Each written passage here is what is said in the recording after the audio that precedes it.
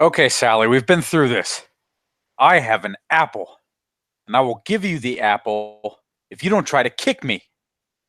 Okay? So here's the apple. The apple's coming to you. It's in my open palm because we learned a big lesson from you biting me in the fucking hand. Do not kick me. Apple. She takes the apple Apple. and then kicks you. This is like goes flying. Oh, why, you fucking traitor? Why are you like this?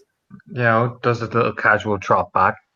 Daniel will look over as you're lying down on the ground, and he's like, Oh, everybody else, everyone's all right. Everyone's fine. Don't be panicking. oh yeah, I'm fucking peachy, Daniel.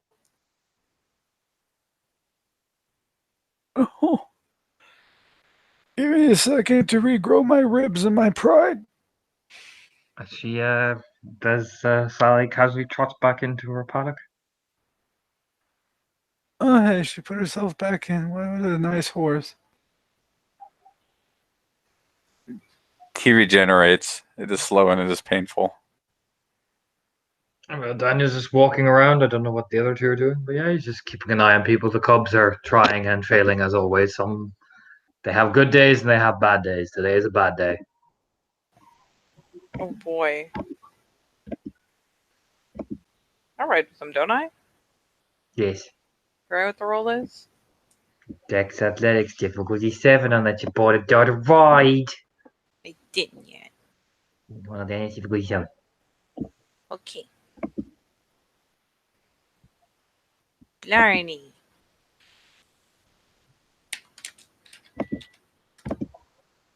Oh, yeah, it's a bad day.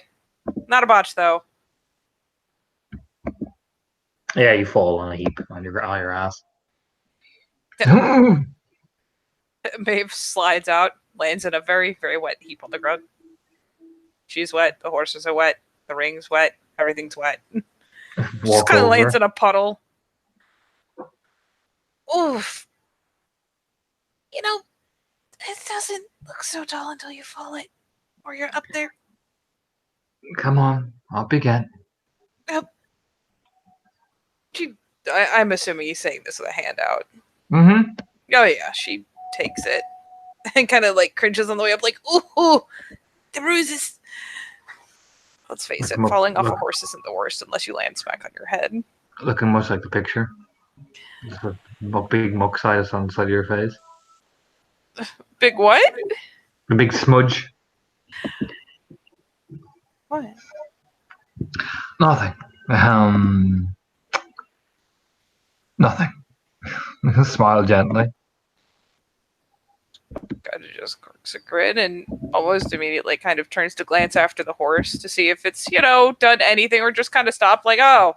It's done that like, oh, am I? Oh, yeah, oh, clips his heels, done, oh, yeah, oh, nope, I stay here, oh, ooh. Oh. Thanks. The panic little clip, oh. Go.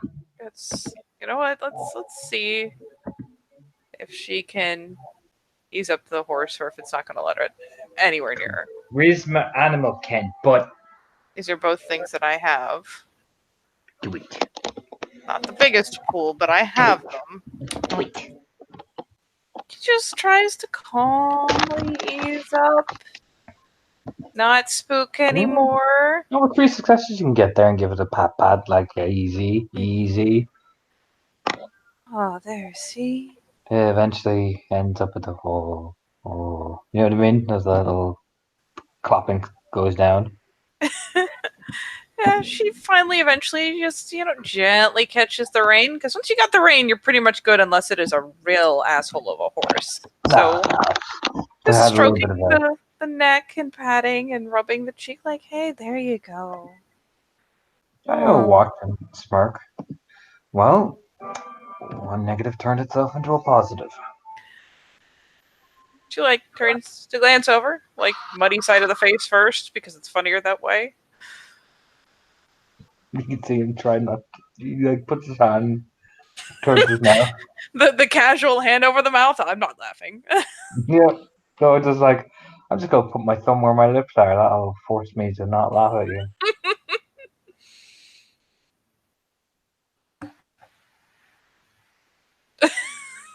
Sean, in the meantime, this is his entire process as he watches Maeve successfully calm the horse.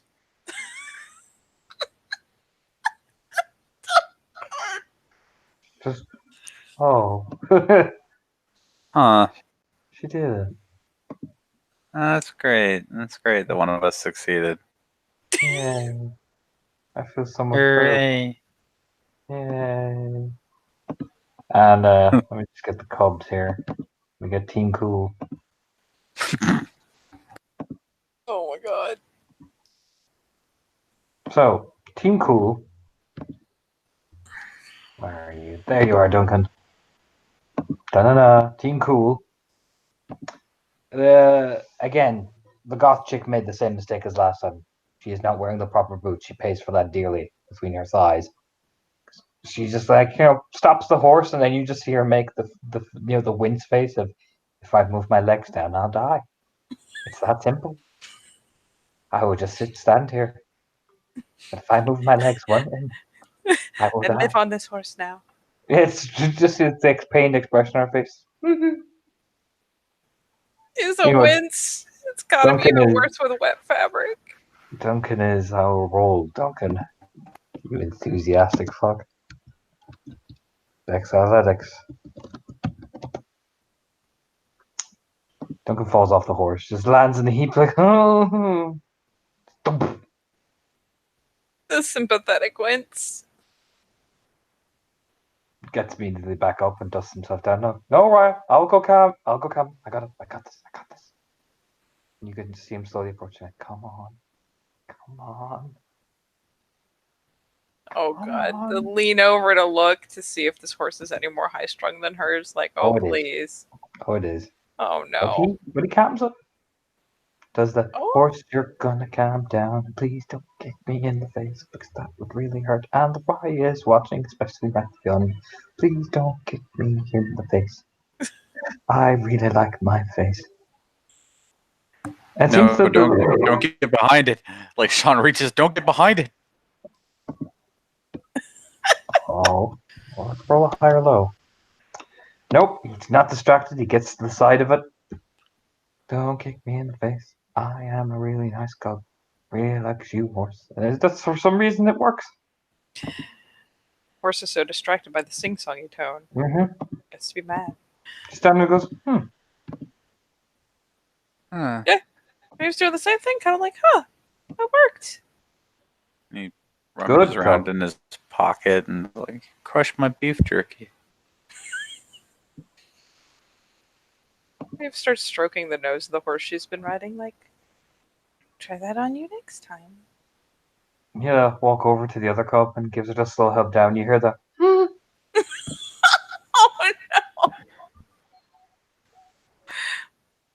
no! I mean, you just hear the little squeak.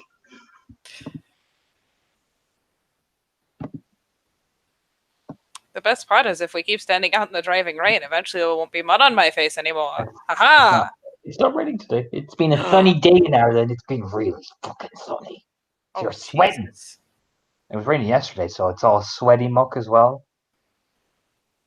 Oh, Oh. I thought it was raining the whole week. I was scared. Oh no, it has been raining the whole. Oh fuck, I forgot it's been raining the whole week. Yeah, it's been raining the whole week, so everybody's slip sliding. Yep. Like somebody. Mm-hmm. But no, Daniel just have his hair tied up really, and he's just walking around, helps the cub, and she makes it. She gets helped down.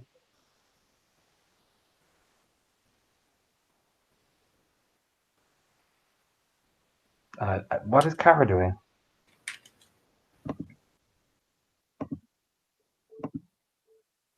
You're muted. Kara has been kind of watching this. She knows she knows her time is coming. She dressed for being wet and getting muddy. And doesn't expect that she is actually going to be able to stay on the horse. Yeah, give me a Dex Athletics difficulty 7 there, Kara. Alrighty. Woohoo!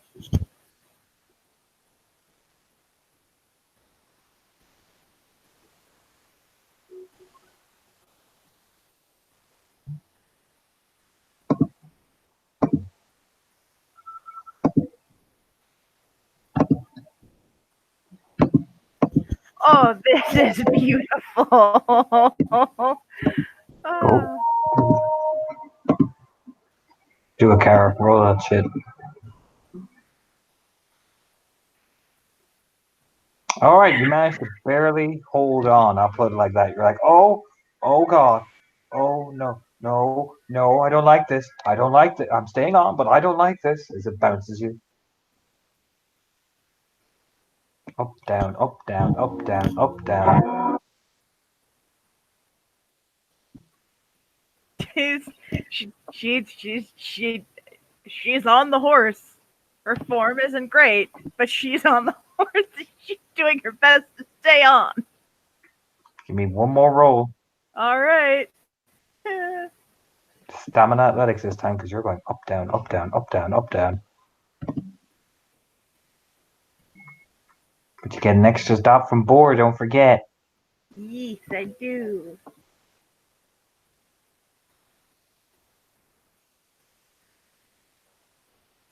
Oh, barely. I mean, you kind of wobble a bit, and that next up, that sharp up, just makes you go, oh, oh, oh, oh no, no. You know what I mean? But you're on the horse. It's just that was the most painful experience you ever felt, hitting between your thighs. Oh, ow. Eventually, Daniel will walk over like, oh, that's the horse. You picked Nessie. She is a wild thing. Yeah, she is. Gotta learn to take charge. Otherwise, she will run you around this thing like you're a plaything. Okay, take charge. Got it. Go on, Nessie. Pats the butt. Hey, Heather. Dex athletics difficulty 8 because he patted the butt. Oh no. Okay.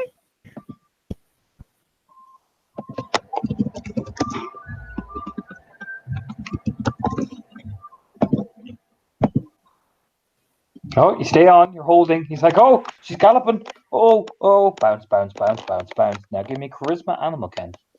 Try to take the reins. Charisma, animal Ken. Ooh, alrighty.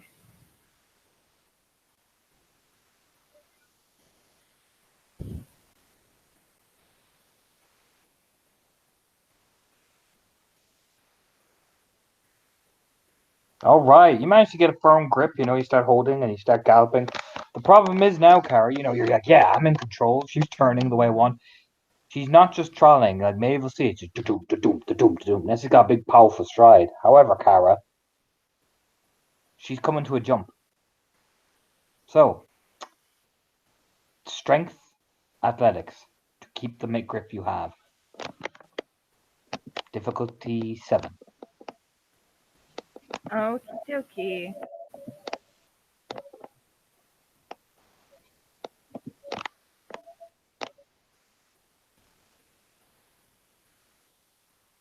It's a fail, but not a botch, thank the Lord. When she jumps, that's when you realize the final bounce is what skids you off just before she clears the fence.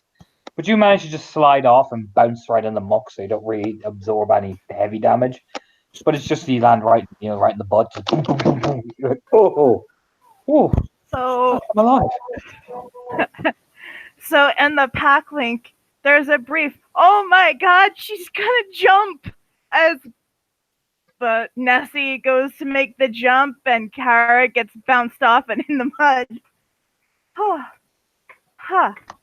Oh, ow, that hurt. But hey, I didn't get kicked. Nope. And you didn't land on your head?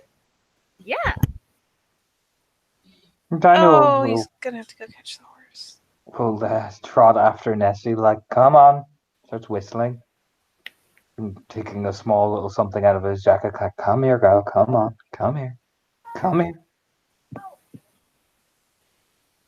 Sean, give me a boost. Okay, I'm coming over.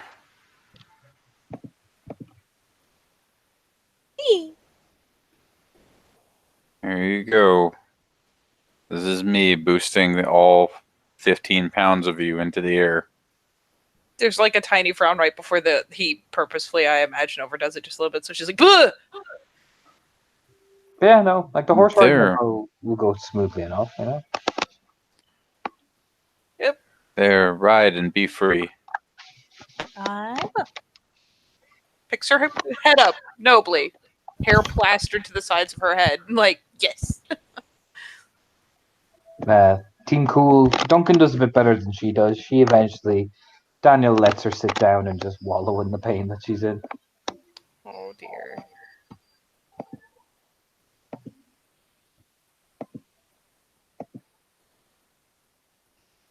But yeah, no, the lesson goes pretty smoothly.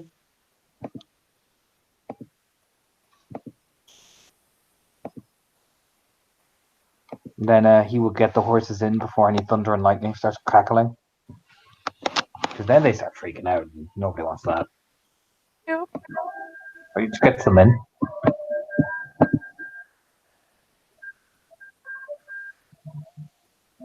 Like, really makes sure the packs are secured, all that sort of stuff. Mm-hmm. And they're facing inward as well, so everything's nice and safe. Yeah. Yeah. It will take a moment and probably have Kara return the borrowed boots for again, so she's not going inside in the rain. Yeah.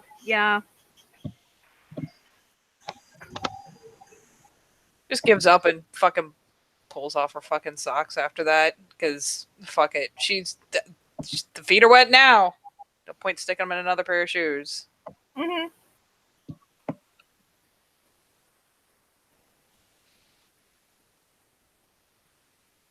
Yeah, Dinah's still there. Like, obviously holding in a few stuff from the rain and all that. The Cubs are looking like they're heading off together, limping. Fucking Elizabeth is doing the crab walk away, essentially. Kara will go in and grab one of the. Like, I'm assuming there's like. They're not nice towels. You know, they're not towels for the horses. They're more for people who are riding to like wipe the mud off before they go do something indoors. Yes. And she'll get. Hey, Daniel, I have a question. Look over his shoulders. He hollows in one of the saddles. Yes, yeah. You know anything about someone called the Rose Queen? Friggin' I eyebrow don't know raise. what you're listening to, but it is very loud in the background. Me? Yes. Me. Why did it turn off my blarney music? Just turn around. The Rose Queen. Yeah.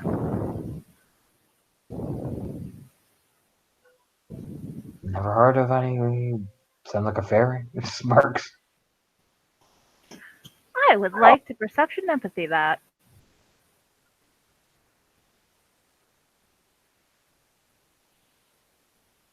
Sure. Okay.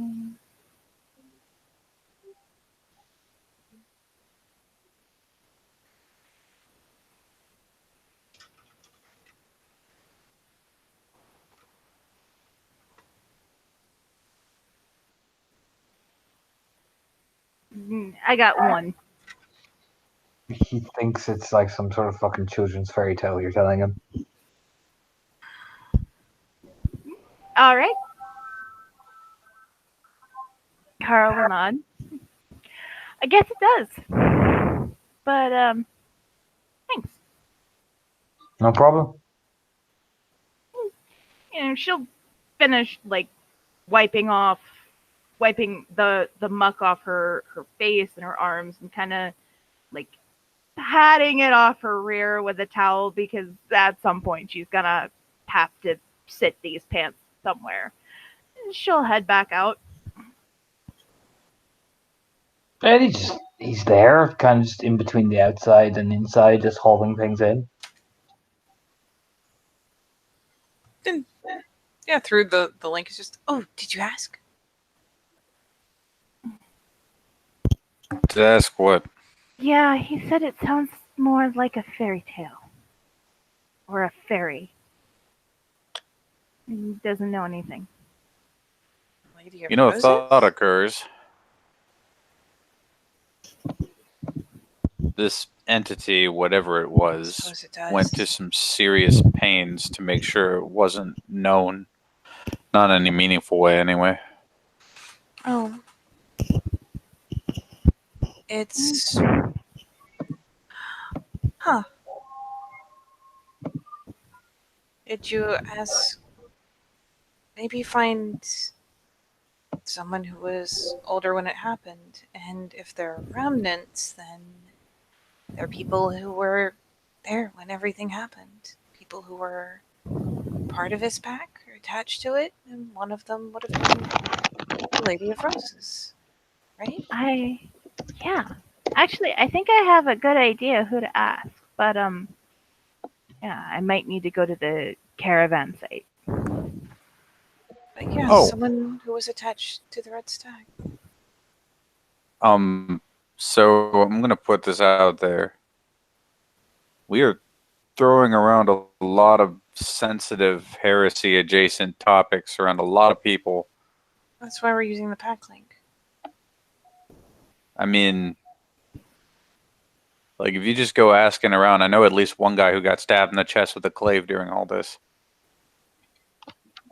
Probably won't be the happiest to hear about it, and I can only guess at the experiences of a lot of other people who lost family members and friends and all kinds of things. That's why I suggested And asking.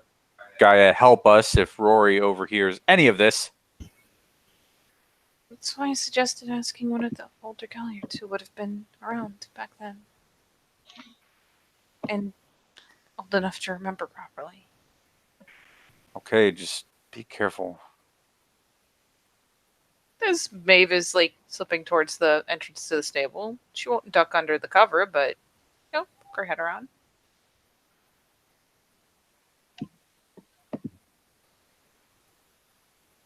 Glancing for Daniel. I mean, he's exactly where I said he was last time. And yeah, settles over. Ironically, like just over that line, still in the rain. Daniel. Look over shoulder. Yes, Lady May.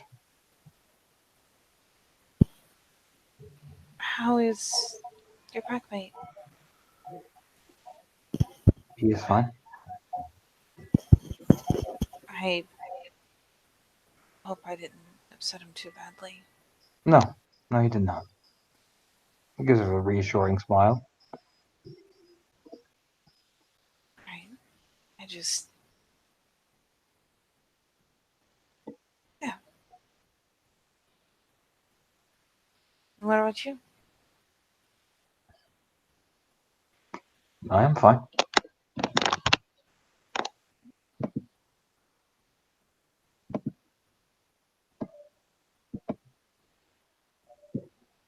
Shame about the rain and the McCarthy Festival, but shrugs. The McCarthy Festival? Yes, it should be next week. It's usually they have it around this time because it's the sunniest time. But a shame. It looks so far up the sky. Guess they'll be having it indoors. It's not the same. Phillips kind of roll in. She glances up to the sky too, like, oh. All you hear in the pack links admit nothing. It just gives a shrug. They'll have it indoors either way. It's just, I prefer it when it's outside. The fires are often more beautiful to look at, but it's still a great event. But it just gives a shrug, very like, He keeps, hauling the saddles in.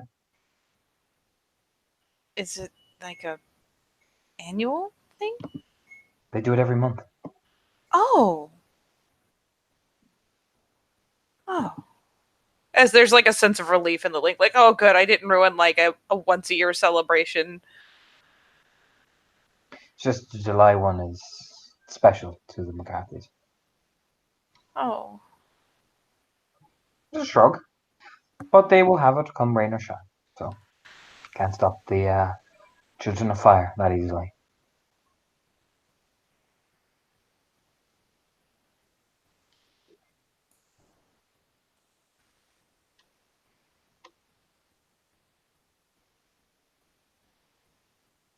Um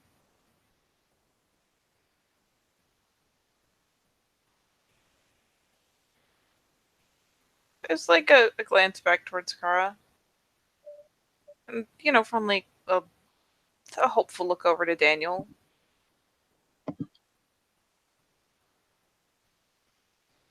Gives her a stare like what? You know what I mean? Like what is it? Smiling. Yeah, there's the little hopeful like, she's like, you really never heard of the Lady of Roses? Nobody seems to know what I'm talking about when I ask. The Lady of Roses.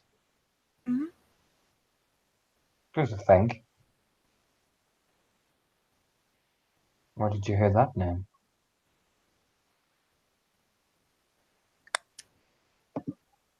On a mission. Oh, on a He puts down the saddle and turns, like, doing the big, like, flicking some of the hair that's strand, because, wet hair and all that. more of a scouting run, really, I suppose.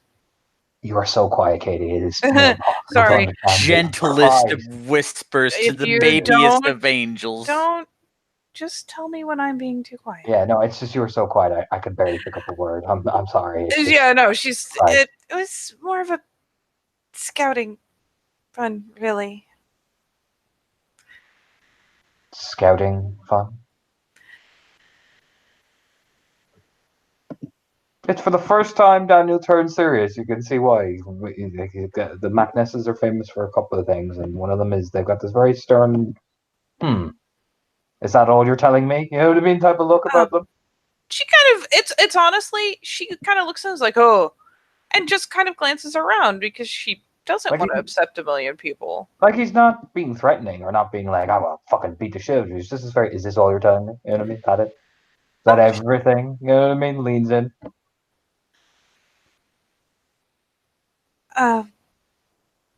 Well, you did talk to your packmate. I hope he told you what I asked about. Yes, I understand you're poking into some very sensitive matters. As per a mission directive, I did not realize you were talking about another heretic. I didn't either. There I was see. a bane, and before it was cleansed, You start walking inside. she He kind of stands, just a bit more out of the way. You know what I mean? He leans up against the wall. she stands at the entrance in the rain. Sean walks up. I'll tag out.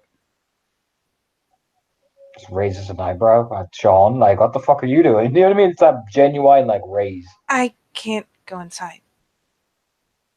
I see. So it takes two of you to tell me something. No, he was just going to go with you so that you could talk somewhere quieter, since I can't follow you in. And he knows? He was with me. Nods. Folding his arms.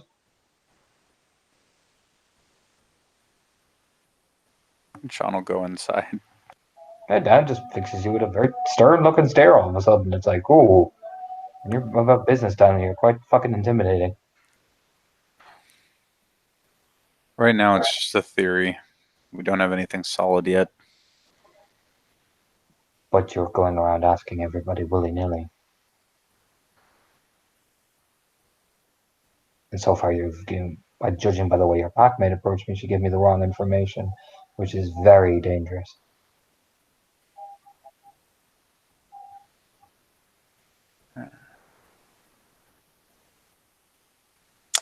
Yeah.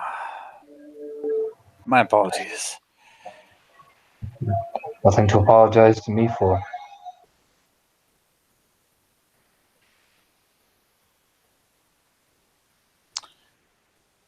So, we don't have a lot to go on right now. I have one theory that I don't like. That's about it. Then what are you trying to ask?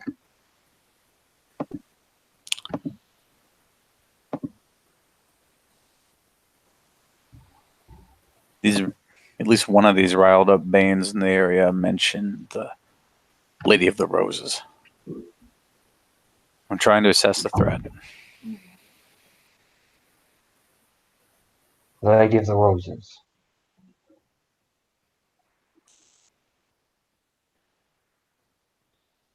So we managed to catch off it before it died. Anything else?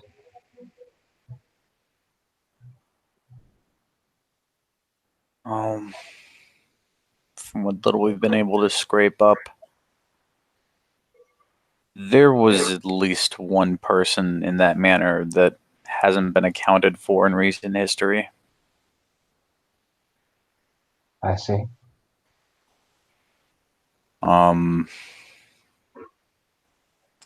From what I was able to understand of it,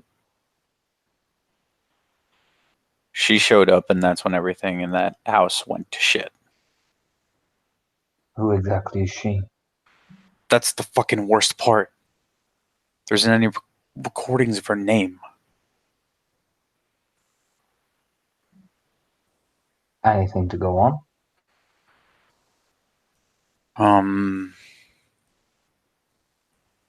Red hair. Practically seems to have taken over as the lady of the manor around the time things went to shit. According to the old stories, they say the Red Stag claimed something of a mate. But that's according to the old stories, and that is one person telling it, and that is another.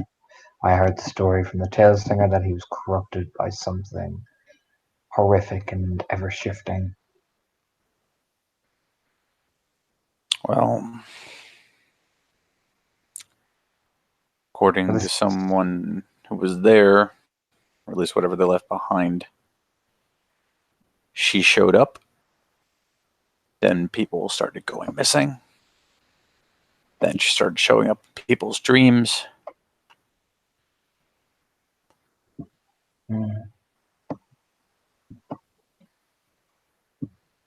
The Red Stag seemed to have held her enough esteem to have a portrait taken with her.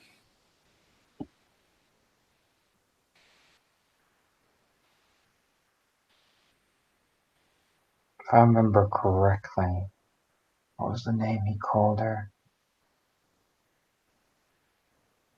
The Blood Queen. If I remember the old stories, that he would sacrifice people in her honor. Oh They yeah, would mate under their corpses. didn't know that part. There are some darker stories.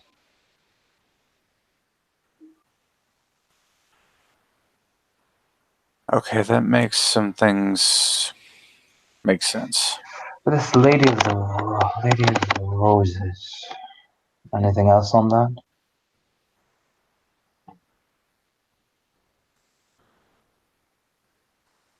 Yes, he's sharing. He's not thinking hard enough to shut you guys out.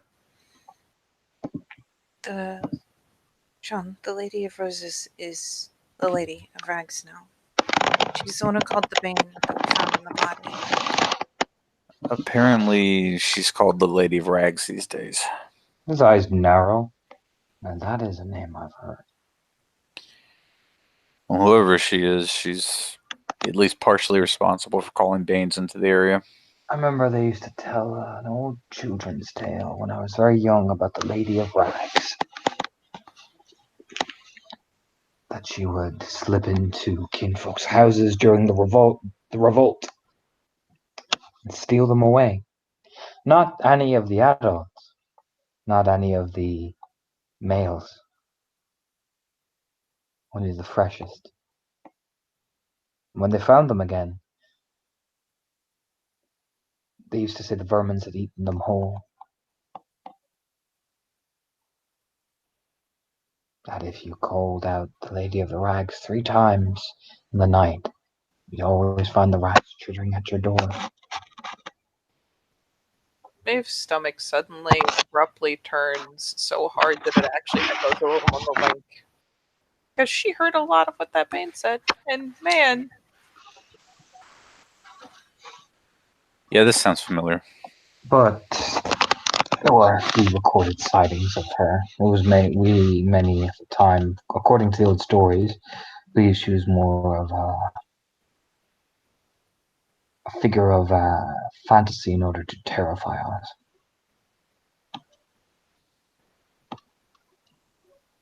What are the odds this is the same person?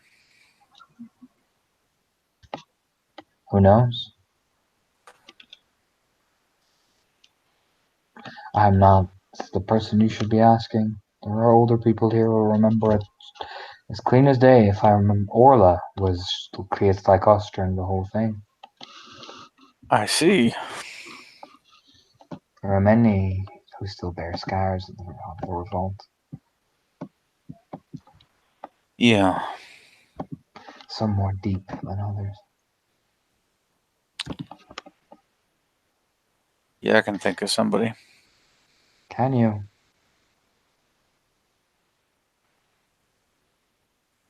Shortly before my just kind of rubs his face. Yeah, it looked like a sword went right through him. She wished to ask Sasha. Brave. I am known for a lot of things, yeah. But considering the position you have done, your pack has done to his pack, Not the be best foolish idea too. I'd ever had.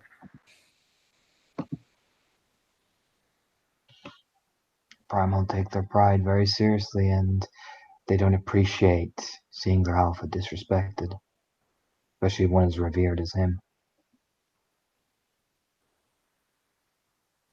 Yeah. While your brashness earns some modicum of respect, you have to do a lot more than just taking a beating. I'm getting the picture, Daniel. Well, that is good. I'm glad.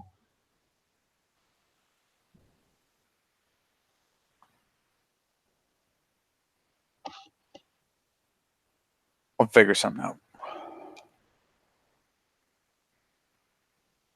And he just watches you. Yeah, Sean leaves the stable.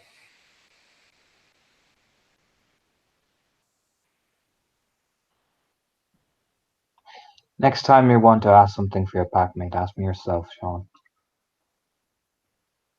You just, pick up the saddle and start holding it again.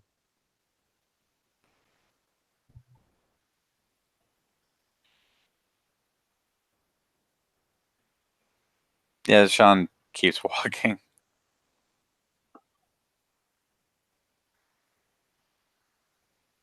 Maeve will see it, and if you look back, he just continues about his work. I'm gonna go take a walk.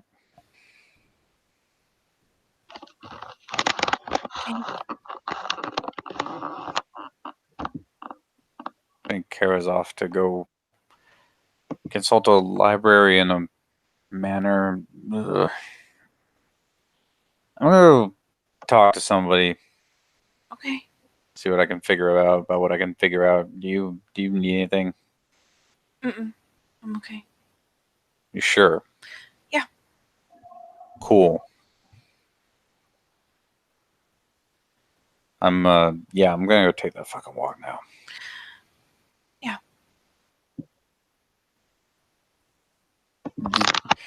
Kind kind of stomps off, grumbling to himself. Maybe we'll actually keep her lean against the stable. Just chewing on her lip. Probably getting like hit by not only the rain but some of the roof runoff because fuck it. Soaked is soaked. It's not like she can get more wet. Where you guys going? Well, Orla is somewhere. Mm-hmm. Sean will go handle things. See what he can get from her. I'm going to Orla, oh boy. You will see her by the sparring field. She's just after setting down probably one of the bat weapons, walking, taking a drink. Unwrapping the headband from her head and just, cracking her neck. Sean will approach. Just looks over her shoulder. Right. Oh, hello there. Seems to be the problem, little man. Wanted to ask you directly about something. Oh, did you? And what's that? Has to do with people on the other side of the Red Stag Rebellion. Oh, really? Because I noticed your little Theurge was bothering my fellow docs about that as well. So I'm curious. I'm trying to figure out who the Lady of Rags is, who this person that was attached to the Red Stag is, if they're even still alive. Why is that? Well, if they're still alive, I'd like to kill them. Would you? How'd you know they're still alive? I don't.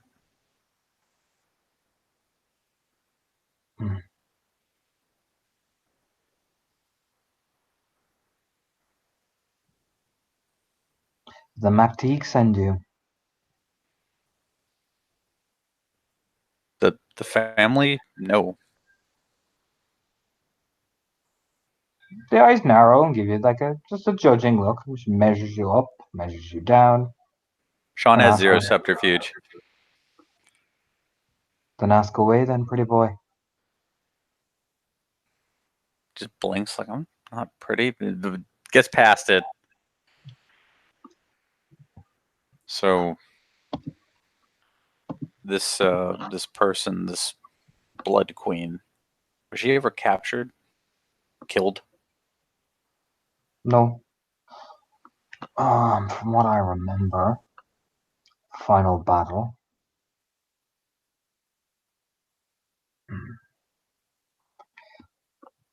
Only a couple of people have ever seen the Blood Queen. And it was at a glimpse. The Battle of the Sky's Glade was a very violent affair. When the Spiral forces did the main retreat, they pulled back a lot. There was a lot of crazy things going off in the Umbra that it was very difficult to tell who was where by the end.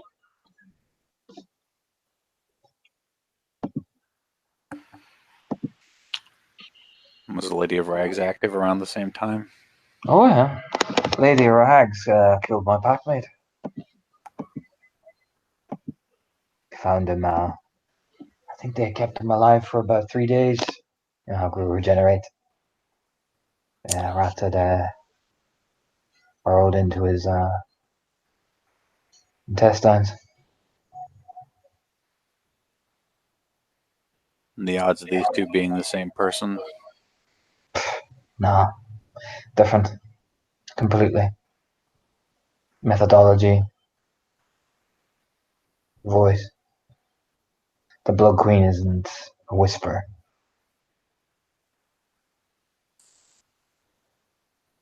You ever heard the moniker the Lady of Roses connected to the Lady of Rags before? They say she was once a noble lady from what I remember hearing. Nobody knows the name of her. It's long gone, but she turned up around the same time the stag did. Nobody really remembers her. That was the point, wasn't it? She was barely a whisper. I never even saw her fully. Just shadows of her. And Did she tend to use like a whistle or a song? Did anybody know to control rats? Oh, there was no whistle. It was just humming. Humming. You'd hear it, and things will never be the same again. Starts to mess with your head. Sort of. But then again, there was a lot more of them back then. They could just come and attack you at will. They'd sing, then they'd crawl out of the deep.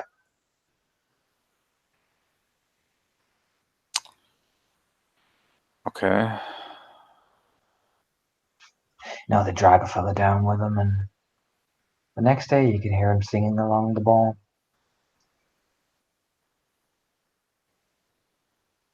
So they drag people underground. No, they ate them and left their bones hanging up on the walls.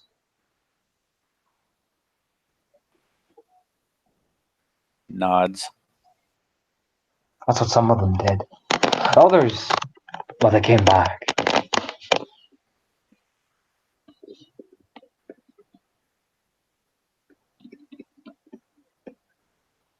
But not as themselves. What do you think? Not as themselves.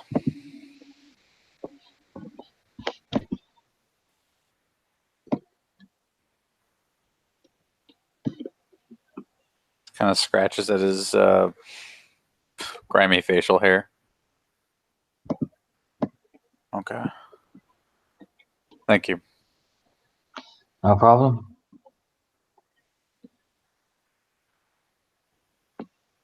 I'll leave you to it, Raya. Sure. Sparkle Jam. That what people call me these days. It's up to you to find that out, isn't it? Picks up one of her blades. Yeah, I guess so.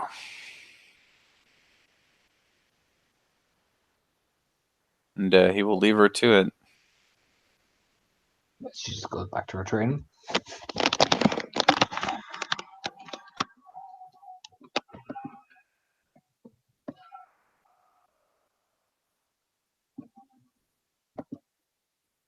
And yeah, who else is doing what?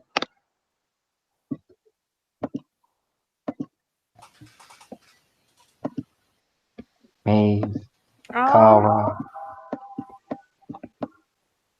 Dave actually does kind of linger around this table because there was a bit of what he said that, I mean, for one, she wants to try to make things a little more right, and for two, she wants to know. So she'll wait until Daniel's back at a point where he's closer to the entrance or comes out. Yeah, it starts, final saddles in, just holds it, locks up the door, and so you can see him starting to move. Ooh. Ooh.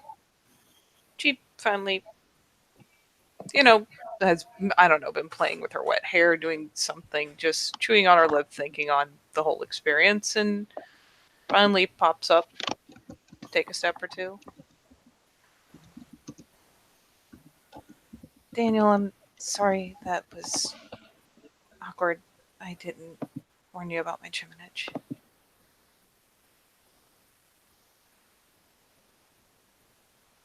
Look over her shoulder.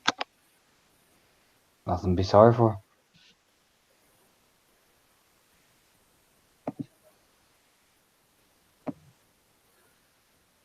And I mean, she's not ruling subterfuge. She's a little on the visibly shook side. Did they really tell those stories?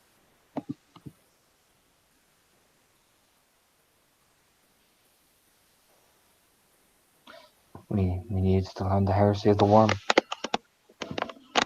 And the lessons that the Red Stag Rebellion taught us all.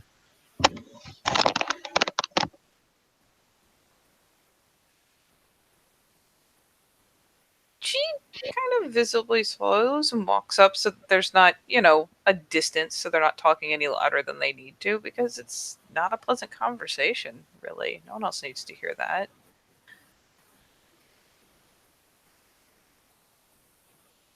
What did they say that she did to the people she took? Ask another Galliard. He just starts walking. You know what I mean? He just like he can do it. He just doesn't want to fucking talk about it. You know what I mean?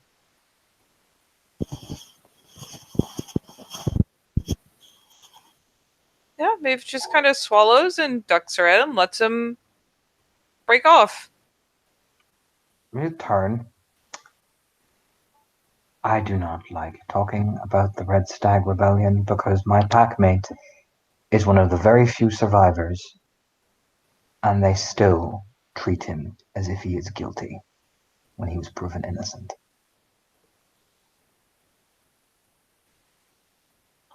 The Wild Lords still treat us as if we are traitors because we showed clemency rather than just wanton destruction. So I do not like to be reminded each and every time. I may not be McNamara, but I'm a Mach Nessa. This is my family home, and my family has stayed here and raised here and endured all of this. I don't like to be reminded of the things that constantly drag us down all the time. I get enough of that from the MacDives. And the fact that they are insulted by me choosing where I went.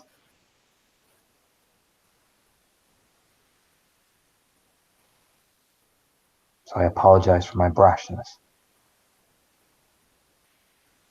But my patience wears thin on the subject. Yeah, Just gives a polite nod. Then there's a nod. And just, politely nod and start to walk away. I'm not even sure what the opposite direction is besides straight up back at the stable. Just, ooh. Yeah, she tucks her head around and yeah, she lets him go. Just kind of, we'll wander this way, she guesses. I just threw the pack link because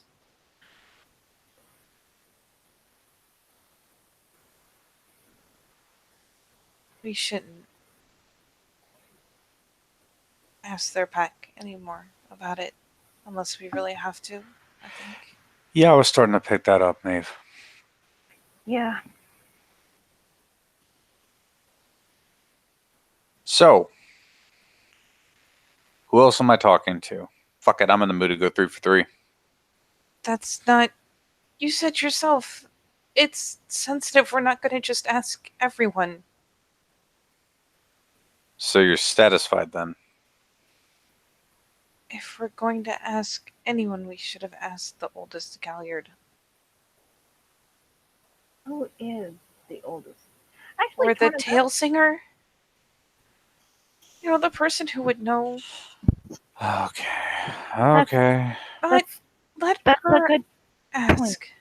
That's a good point, Maeve. I should ask the tail singer. Just make sure you ask for the right thing this time, Kara. I will. It's the Lady of Roses or the Lady of Rags, right? Or both. Seems like they recognize the Lady of Rags more. That's what she is now. She's the one who called the Bane that tried to possess that girl, but I don't think it worked properly. It didn't mesh properly. It said she was once the Lady of Roses, and it called her a remnant, and it called itself a remnant. And then we saw all that at the keep. Okay. I'll go to the tail singer. If you want, just keep it open and I'll tell you if I remember something. I will.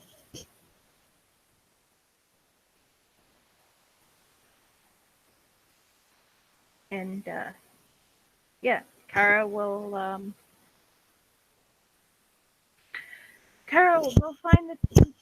find the tail singer. So yeah, you go find the tail singer. You're walking for a while. You know he's in the inner castle grounds by like a small chicken coop. And in the pouring rain, you will see near the chicken coop a tiny little antlered head start to emerge in and out of the chickens. Tail's all soggy. Oh. Oh my. Okay.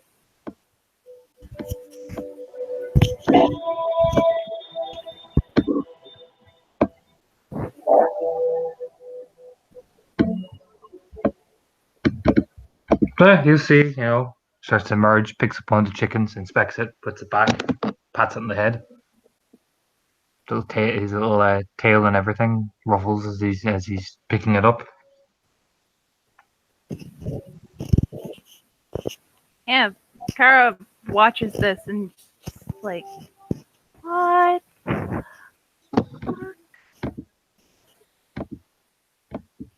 Do you approach?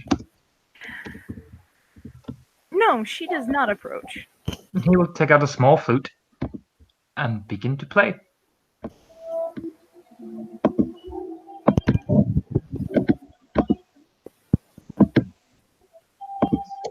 Even in the pouring rain, you can hear it clear as day.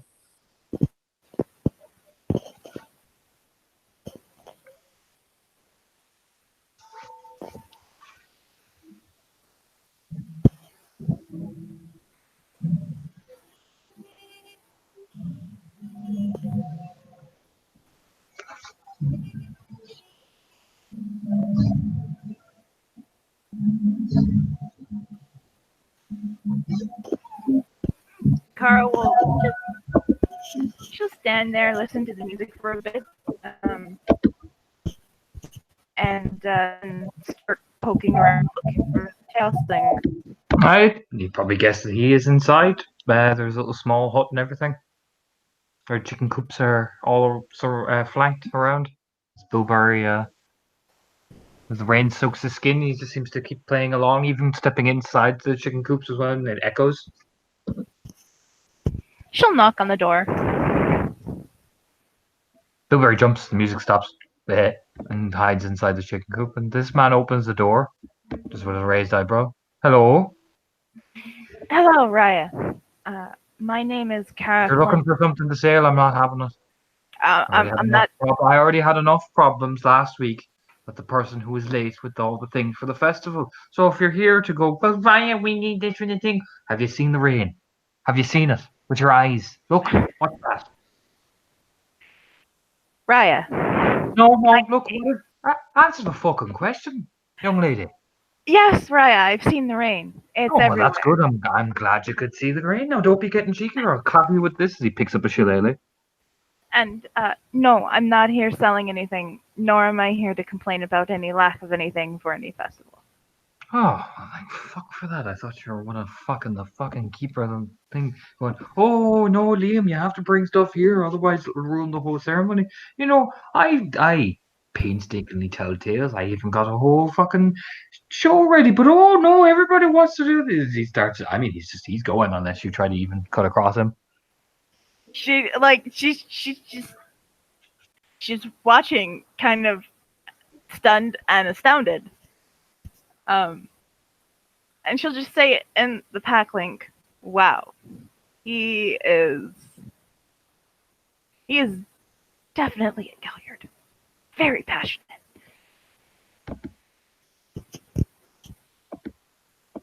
Oh, no, it's fine. Liam, do this, Liam, do that. And then you'll have some grumpy little fucker go, oh, well, I perceived the insult and I didn't really perceive it. Oh, no, I'm a big Fianna Rune and I have about 5 different heads and I can't even know which my head is right because I'm too stupid because I've been hit too many heads at times. Do you get what I mean? I think so, Raya. I think I do. Well, what the fuck are you standing in the rain for? Come on. She'll step inside. Thank you, Raya. Jesus Christ, you're dirty in the fucking work. Go on, get in. If you're back of your spine, get a thump with the fucking shillelagh. Yeah, Ooh. yeah.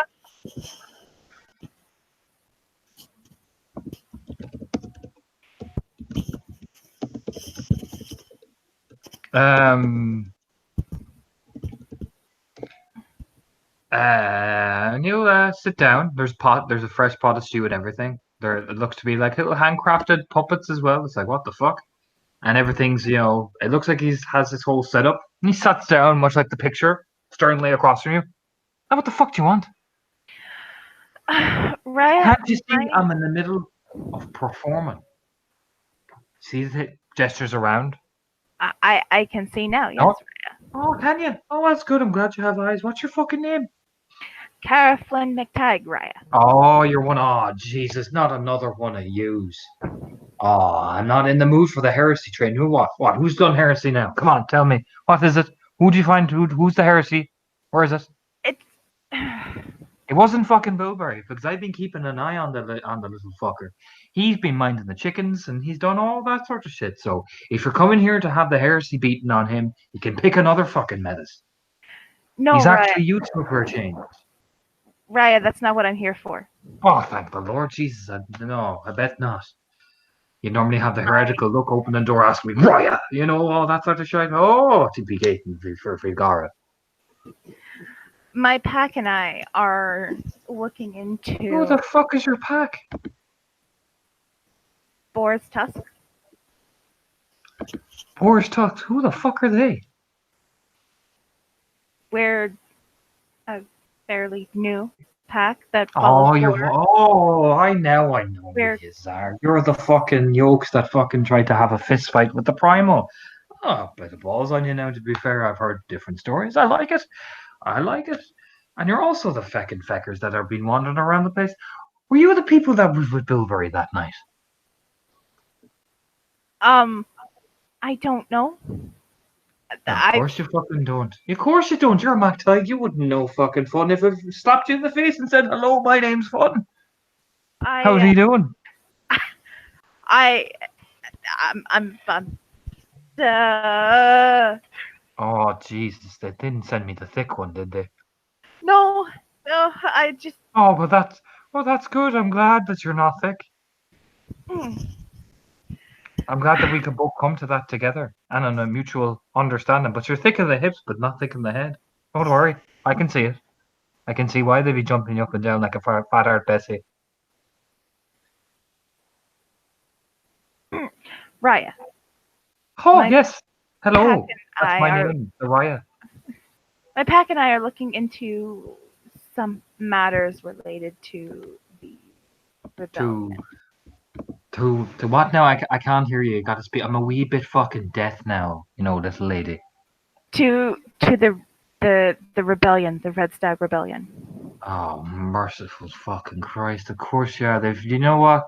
I bet you've got your alpha telling them there's a fucking heretical conference about to take place. Look, I've told you once and I've told you twice. The current McNamara line have been proven innocent time and time. Do you know what? You know what, McTie? Let me say something to you now. He'll lean forward a bit in his ripped jeans. Scooches a bit self forward and does a little bit of a butt wiggle. Like, yep, just gotta get my good seat to chew out a cleave. There I am. I'm in my good seat. Do you know how many times we checked those people for heresy? Unprovoked, unresponsive. Do you know how many times? No, Raya, I can't say that. 16 times. 16 times we've checked them. 16. Not 15. Not 12. Not 6. Not 2. 16 times. They had people checking them. Why? Do you know why? Why, Raya? Because some uppity little fuck will go and try and prove his stuff. Then there'll be a fight. Then there'll be this. Accusations will go this. Accusations will go this way, that way, this way. And well, I know how yous all like to gossip. After all, I'm the master of it. I hear everything. Because you know who they all fucking come to gossip to? Do you know? You, Do you know? Raya? Yes! Oh, thank God. Oh, thank the Lord Jesus.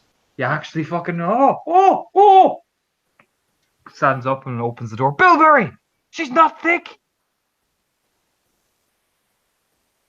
And you just hear, that's great, Raya.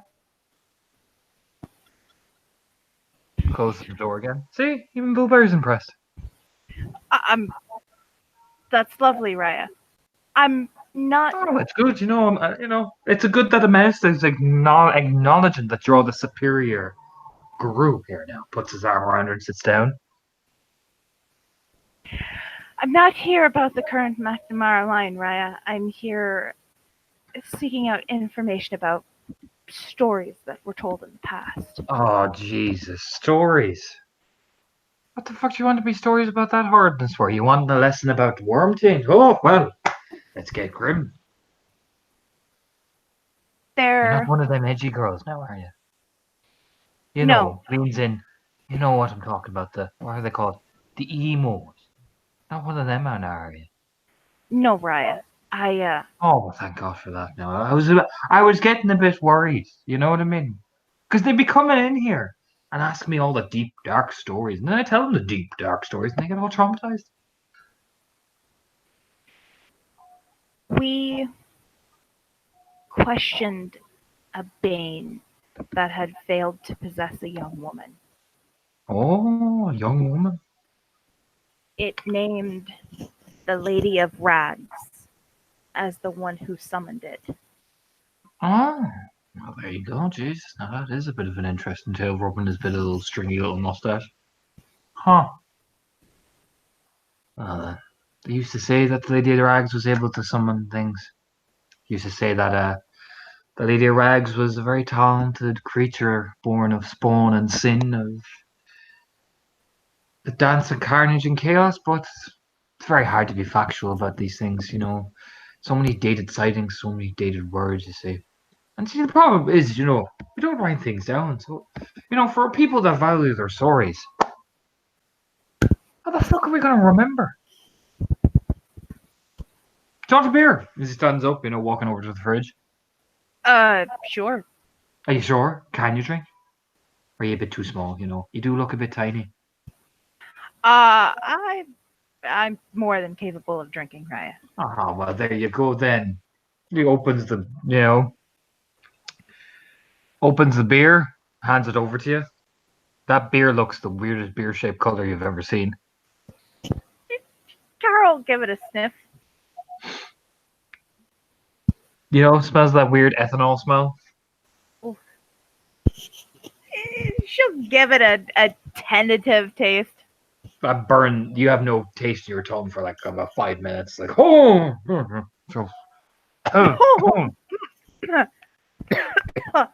oh, that is the God. strong. Oh, look at that. You can't. Now, Cara, you had me hopes up. Thick girl like yourself, I thought you'd be well able for it. Oh, don't worry. Don't worry about it. Besides, give me 1 minute now. Stands up and takes the beer bottle out. Come here, Bilberry. Come on. Come get it. Come on. Hey, what did I say about snatching? What did I say? Here, there. Sorry, right. Close the door again. Looks over. He snatches, you see. Gets a bit too grabby with the hands. You gotta clap him. You know what I mean? I think I do, Raya. Oh yeah, that's the way you handle a man. It's a firm backhand. Walks back over.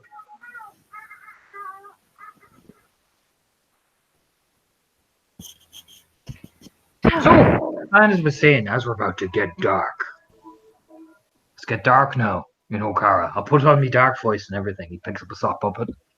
Not an actual proper puppet and everything. With like bright red stagged antlers. Okay. Cara's like, what is in? She's Oh. just kind of like. Oh my! I wasn't expecting a performance, Oh, right? sit down. I did not say you could speak. Shut the fuck up and sit. Yeah, she'll sit down. And takes off his hat and shakes his long wild hair. Picks up another thing, puts up the stage prop and everything. There once was a man named Colin McNamara.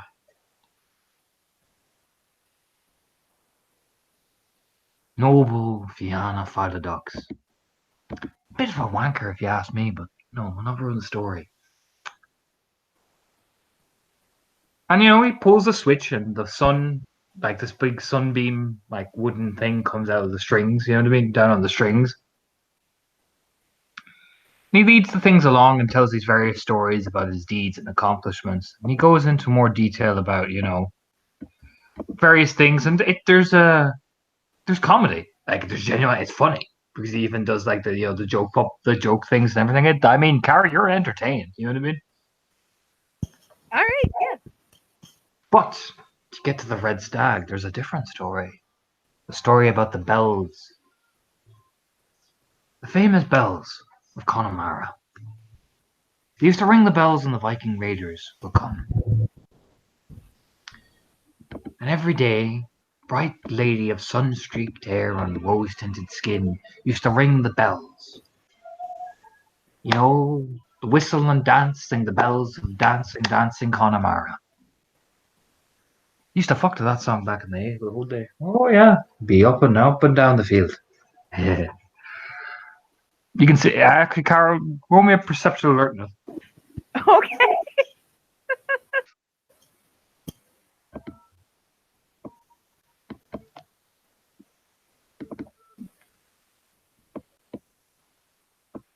Three or If you have any success, you look behind you towards the window, you just see those pair of beady eyes staring in. oh boy, okay. Actually, you're sitting on his front step. Well, yeah, no, maybe you see Bilberry plays day poking his head into the window to listen. Oh yeah. Yeah, Kara got one success. On She the- sees the eyes. You know what? On the bright side, it means window's open. She can hear better now. Did you see him staring there? He sees you. Does the kind of pause. Oh. She just goes back to looking at her hands. See what he'll do. The last time she said hello, he ran. Oh. You can hear the clop, clop, clop on one heel. The ooh, like he wants to go to the toilet, but he doesn't know what to do. Ooh. She just keeps studiously pretending he's not there, Ooh. looking at her hand. Making these noises. Oh. Oh. Oh. Does it ever stop? Nope. Just finally goes, don't mind me. Yeah.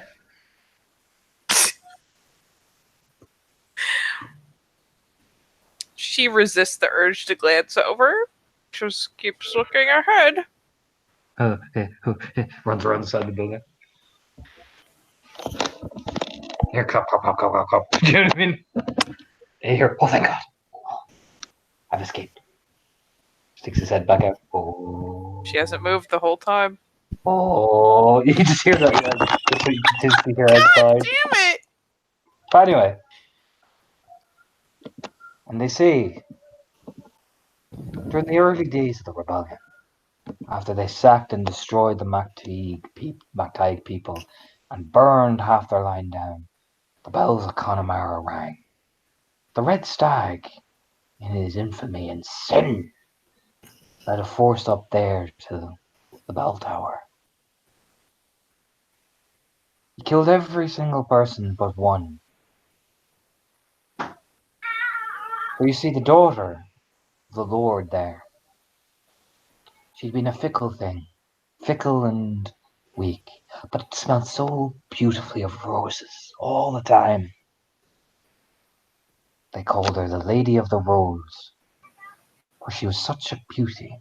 The Red Stag had seen her before when he was a groom, and one day he would come over and again and ask for her hand, because he had many wives. And then one day he finally arrived, and everyone was burning. And he dressed her in rags and dragged her by the heel of his horse outside. And the Lady of Rose vanished. And then, about a month later, two young men who had ran from the village at the time of the sacking were found, bellies splayed open with rats and roses stuffed on their mouths.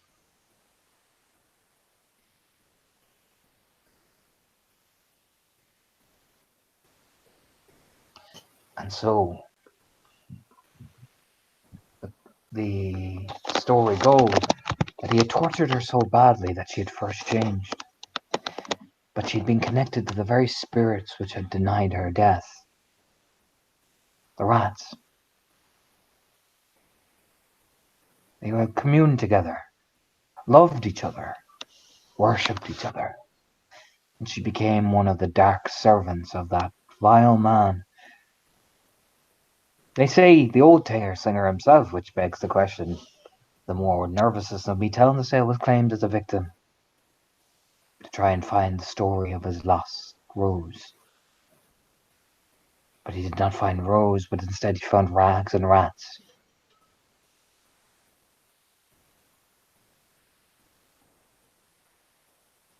But when the red stag toppled, the roses vanished along with the rags. And everybody assumed like the very things that had dragged her away to the dark had consumed her. It was from within. For there was no sign or trace ever again. Not but a red rose on the battlefield plain.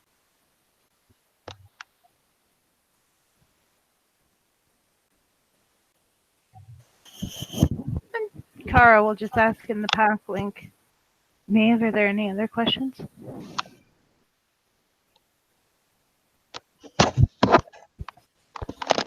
Maeve's just, yeah, sitting on the step, looking down at her hands, wringing them.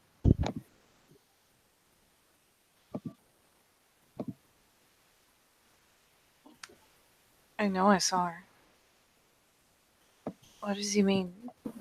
Saying that she became one with the rats. What do you mean by she became one with the rats? Oh, who knows? So the tales go that she mingled with some under the red stag's direction enough to gain a heritage with them, a connection with them, so they would serve her.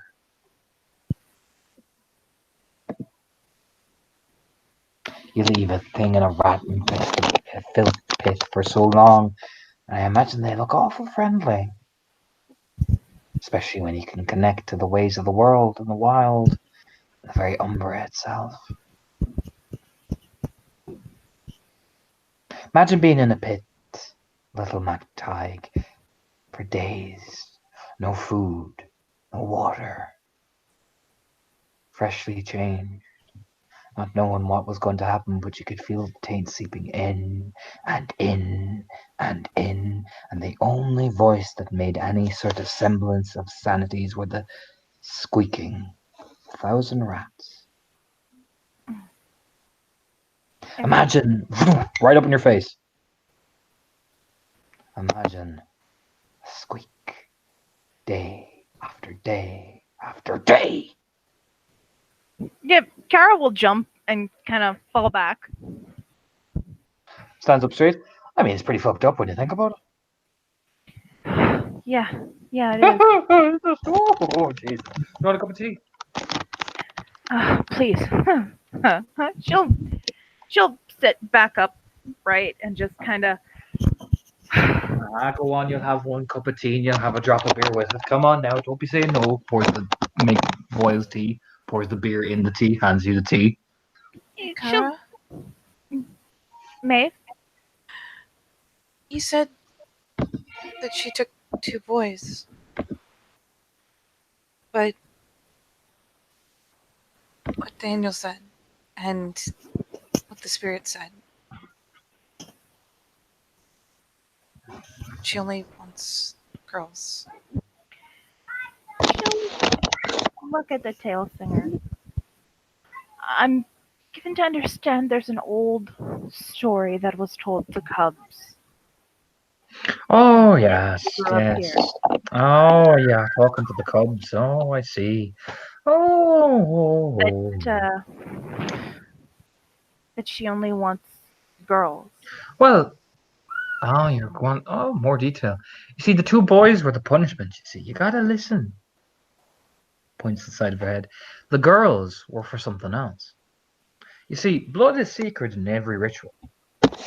Every ritual. Every basic theatre, every Galliard knows this. Blood is sacred. So imagine if you get the freshest blood. Pure. Innocent. It's a life force. So imagine surprise then when you can use that for all sorts of nefarious things. You see, she doesn't prefer women. They make the most fitting sacrifices. Especially ones like you, little Mate girl. All ripe and innocent. Especially that young little Macfion girl. Oh, I imagine she'd torment her now and strip her flesh and probably eat it, honestly.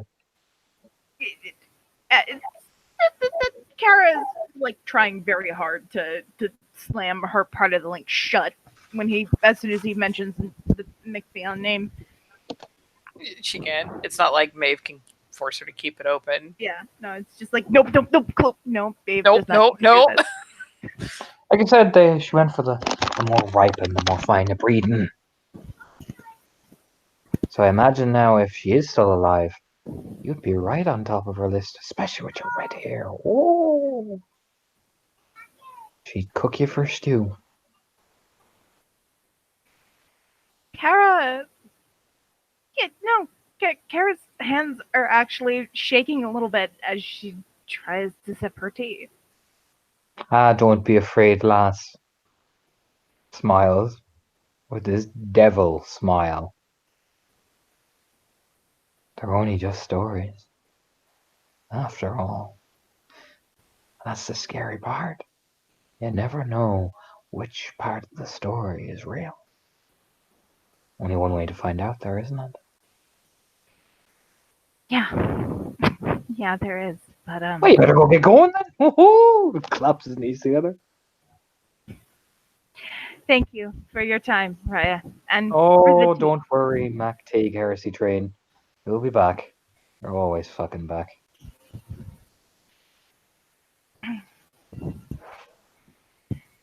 Kara will finish the tea and stand up and head back out into the rain. Oh. Bilberry Yep. watches cautiously from the back of the building. Oh. She'll probably even pull up the hood on her sweatshirt and just like kind of tie it tight. She walks back off, trying to find where everyone is. Yeah, at Just some reach point. out in the link. Hey, where are you guys? Punch and shit. What's up? Did you hear that? The whole story? Yeah, that was fucking creepy. Yeah. But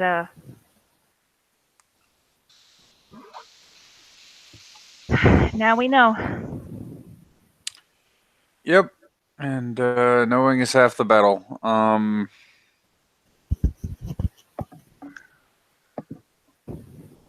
There's one last name I need to look into, but I think that is That best being? served for in the library. That being. Siobhan McTagg. Oh, update on that. We all apparently just lost our fucking minds. Apparently, her name was actually Yvonne McNamara. Oh, Siobhan McNamara. Siobhan McNamara. That's the name. So Fiona, what nobody's are you doing in my confused. pack link? So nobody's confused. Siobhan It's just- McNamara. He just hears her yelling at him in his memories. Just write it down. yeah, I will. I'll someplace less wet. Oh, Okay. sorry, that was out of character. Maeve's not talking. John just hears Fiona. Siobhan! Oh, Oh, Look, oh. just so Fiona doesn't fucking yell at me again. Siobhan McNamara. Okay, Siobhan McNamara. Well, Don't let the children of the Oak or any living McNamaras or Rory know what you're doing. Do it. I I don't intend to, Raya. If there are records of her here, there might be in the library. So I just have to, go in and be nosy and discreet about it. I mean, look, there's probably like an index. I would consult the index. Yeah, there's probably a card catalog. He just blinks like, how do I know that? Going to the Mactag Manor there, Kara. Yes, she is. All right, heavy bag 3, the revenge. It's you versus me and me versus you. All right, let's do Mactag Manor. Let me get the right theme for this. Oh boy. You're heading to the proud Mactag Manor. Look at that. Look at that fucking. Look at it, Kara. Look at it. It's magnificent. You can even feel the music already playing as you're walking up and everything. She's probably humming it to herself. And she's just like, wow, I see why they call this. See why the house has such a like, it's known by a name. It's magnificent. This house has a name. So, the people you will meet at the Mactag Manor, first, outside, in the rain, are the following.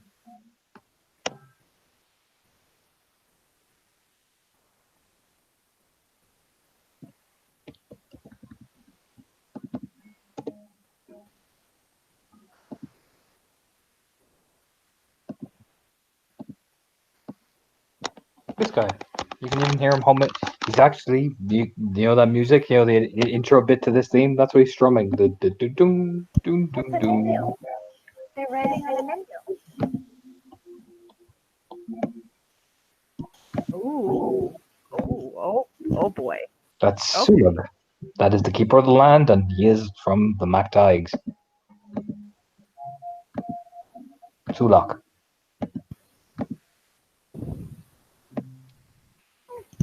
Kara will give a polite, tilt of the head. And he looks up. Again, he has those tattoos. They're not wall markings, they're tattoos.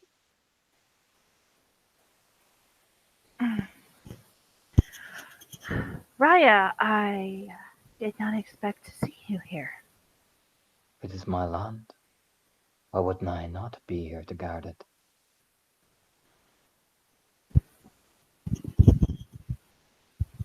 It makes sense. I thought you might be working with the other Therages.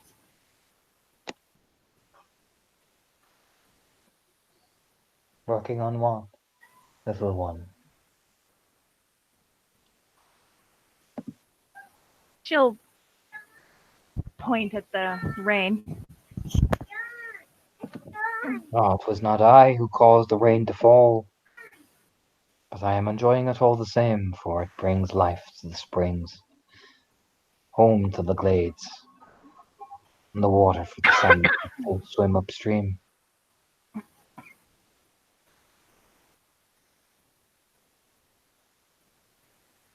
How could you not be so joyous in the rain? Do you fear it? No, I don't fear it. It's calming, actually. There is a rumble there, old Kara, of thunder, proud thunder. I actually find it quite calming with everything we're facing right now. Oh, do you? Well, that is good, for you will need it. For you are one of us, and this land is built of blood, iron, and the storm of the hooves and the judging of his great antlers. You will be tested, you will be driven. He strums the thing, and he will be watching. Sits down in the mossy grass and just, gives that firm, like, Mactag, nodding his eyes, but he's a lot calmer than Murray. He's just Man, Sulagas. Ho.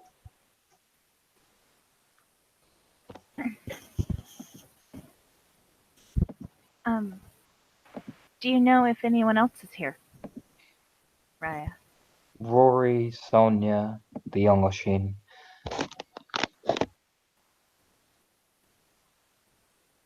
Okay. I believe your husband is here too. He is smiling, adjusting to being back home of the proud. Strum, you know? As if he's playing along to the rumbling thunder. I hope he is adjusting well. I haven't been able to be as He is a attentive. MacTie. You whoa! Do you know what I mean? You can't blanch a bit. Why wouldn't he not? Then he goes calm. Why would he not adjust? I just haven't been able to be as attentive as I would have liked Do you lately. think he is weak enough to require suckle from you every day? No, but I think it's nice when your wife comes home and you get to spend time with her. It is Every nice to receive family every evening, but be careful not to suckle his breast too often, for he is no longer away from the land. He is back home, as are you, and you are both tied.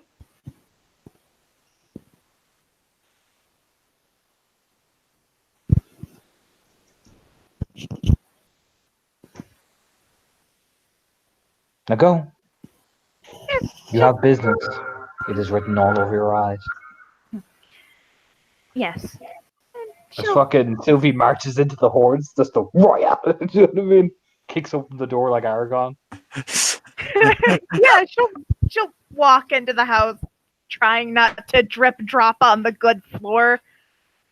You see these two? They're arguing. Oh, can hear them. boy.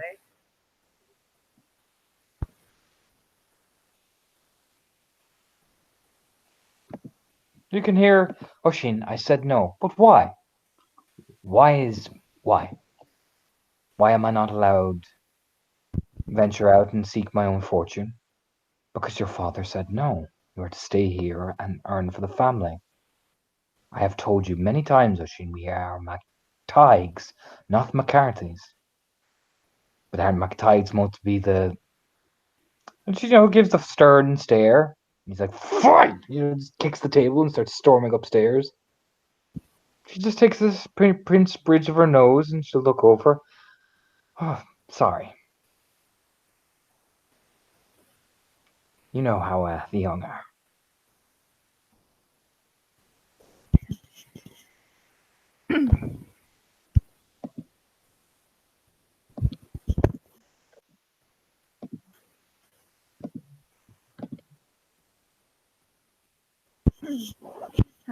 Yes.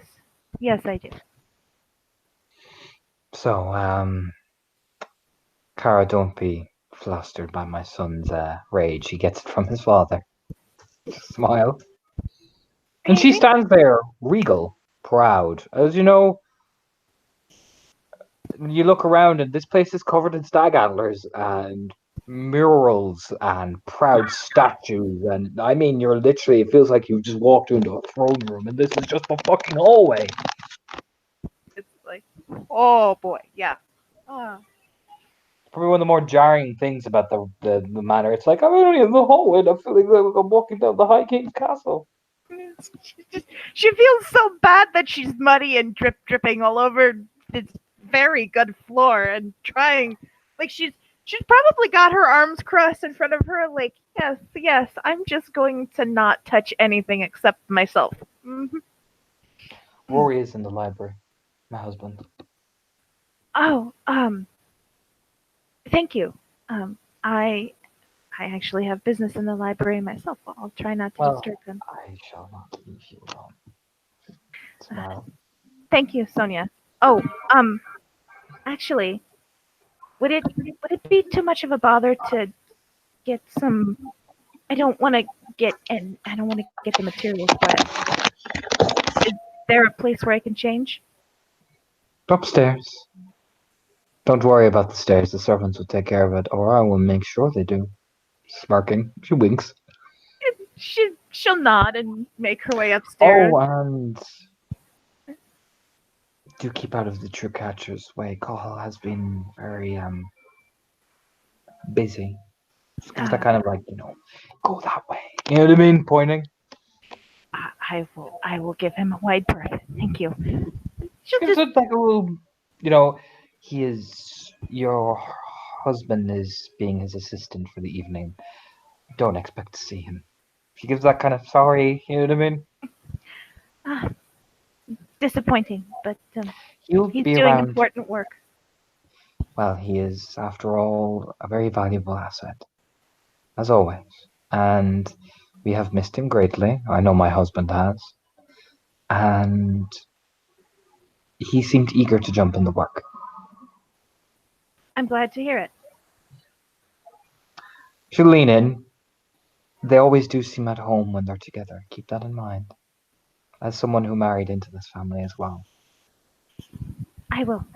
Oh, thank you. It's best to let them come back to you when they're done bucking with each other. She gives a smart nod like that. Pat, pat.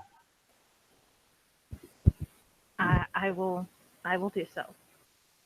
Gives a nod like that, a girl. And you can kind of cut through a little side door where you can get changed. Yeah, Kara she'll do her best to wring her hair out and towel dry it and change it into a fair set of clothes.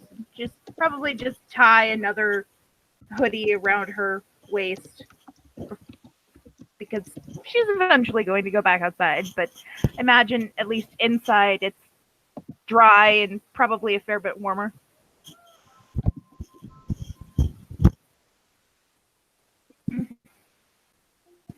And when she's done, she'll make her way back down to the library. And I mean, you can hear him where he moves. He's a big man. Thumping the books down on the ground. I want everything searched and re-examined and looked through again and again. Not till I tell you otherwise. I want this entire information that we have on these heretics researched and fully analyzed. Am I understood?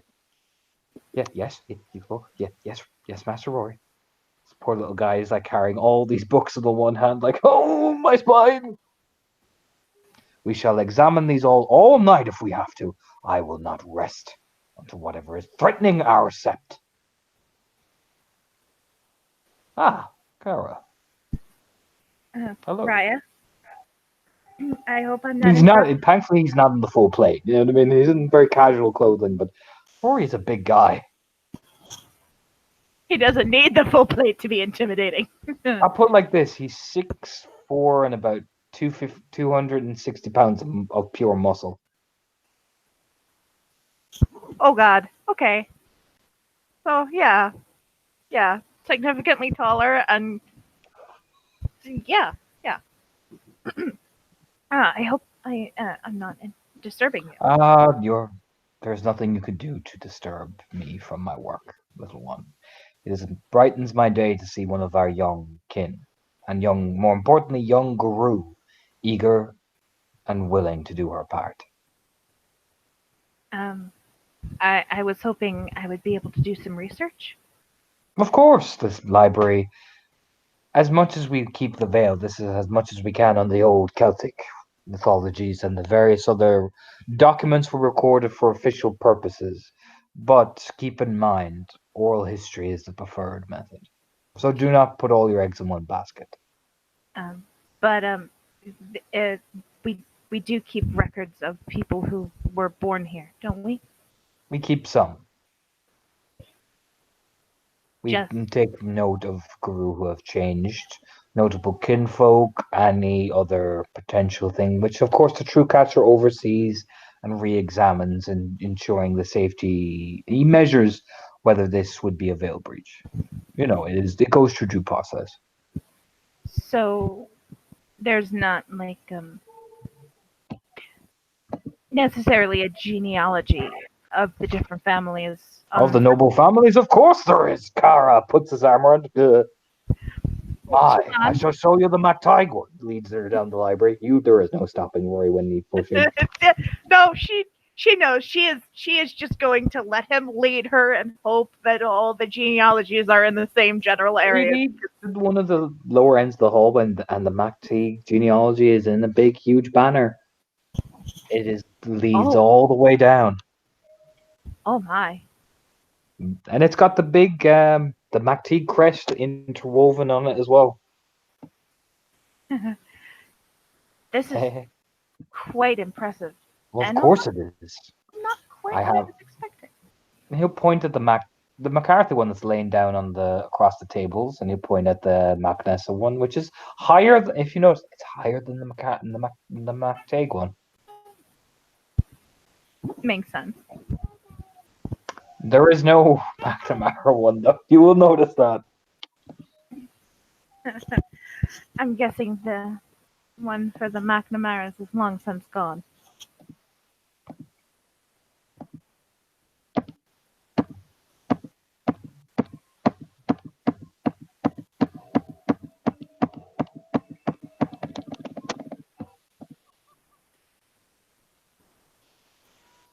Do you look up? She does. That's the stare you get. It's even scarier zoomed in. Because I'm listening to soundtrack and the horns have kicked in when he zoomed in. There's no sense in holding on to that part of the past anymore, right? They are heretics. They have nearly led the sept into the ruin. Until they can earn their redemption, they do not hang upon this adorned walls. They murdered our family, cast them down in cold blood. Until they earn their right. As all good Gainguru, they will not be on this wall as such honored names. She'll nod. It is I an see. insult to those who have fallen.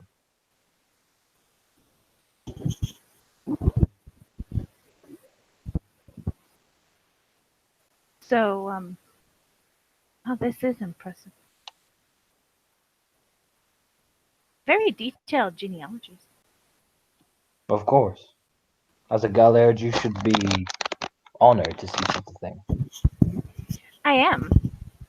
And do you know who is in charge of keeping track of such things? The true catcher and the tail singer. I see.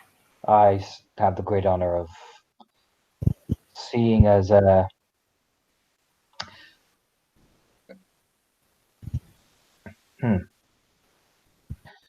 seeing as what happened, I was given the great honor to be keeper of these things. While the records were done, our family was given the noble privilege of making sure these records remain safe. And we carry such right with honor and dignity. And so we have records of the Sep's history here? Again, little one, there is only limited form. You would be best asking the tale singer or listening to the Alpha himself sing a tale. But the Sept history is adorned in the various halls. It is shown proudly.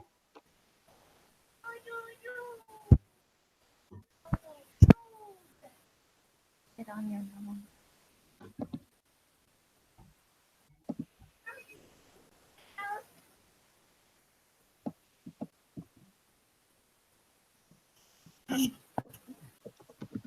Well, I guess I'll see if I can find what I need here then. Well, what are you looking for? Perhaps I can help. Um, I know these walls like the back of my large, gigantic hand. And of course, I'm a Philodox.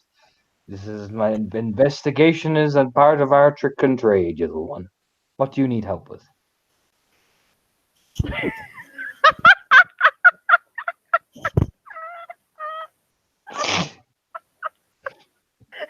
I would, of course, always help a fellow Macteague in their ever search of justice and truth.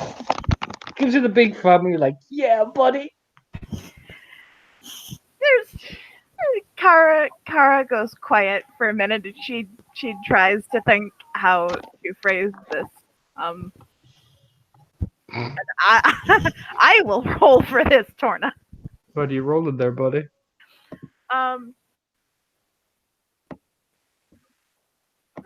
Charisma expression. Okay. Because she's trying very hard to come off like the dutiful young Mektaig. Okay. Well, roll your shit. Let's see what you say. Oh, that's one success. Okay.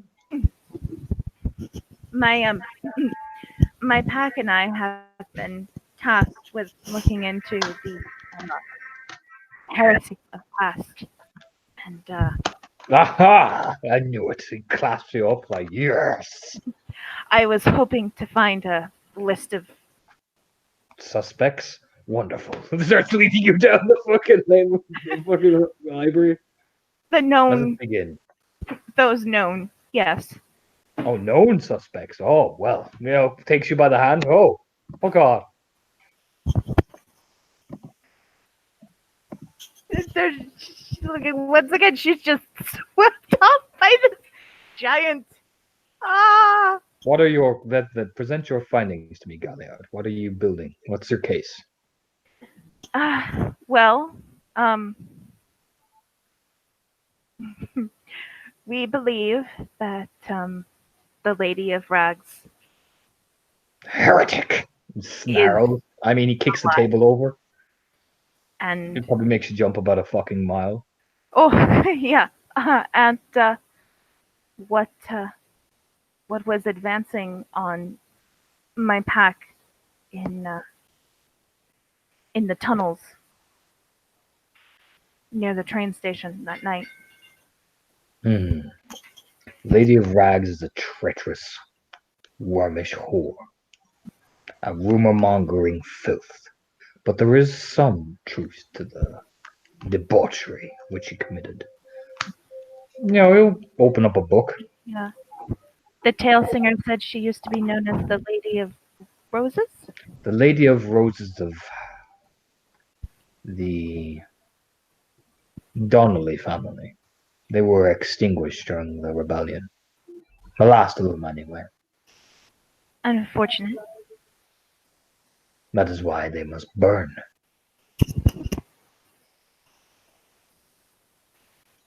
They must pay tenfold for the people they slaughtered. Not even 10. All the good Gaian days in the earth end, they will pay for the heresy they committed, the lives they took. But if you are looking for there is the family manor was burnt down, eradicated completely, left to ash. But an old gravesite was believed to be the burial place of the Lady of the Roses. Oh, where is it? He'll open up a few books, a few maps. Here, by the cliffs of Moher. Kara will pull out a notebook and just make note of its location. Now, you must be careful. There are many strange things on those cliffs.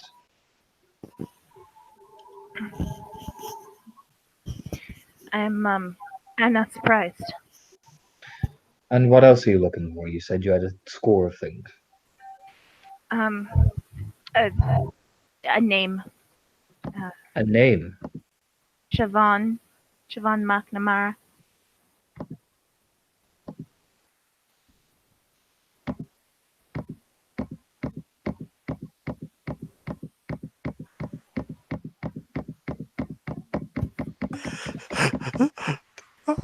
Oh God.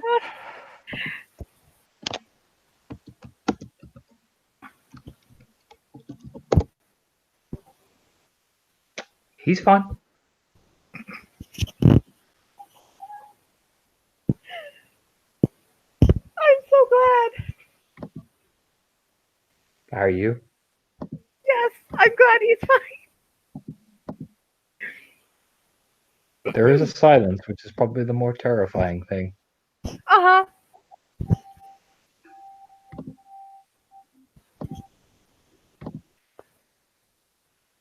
Do you keep talking? No, she's just silent. You have ceased speaking. Oh, sorry. Um,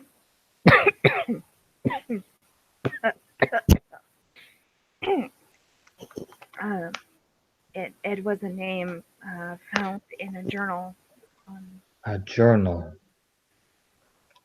remnants of it on the side of A journal. the old village. The old village. And where and when did you go to this old village? Was this on Araya's orders?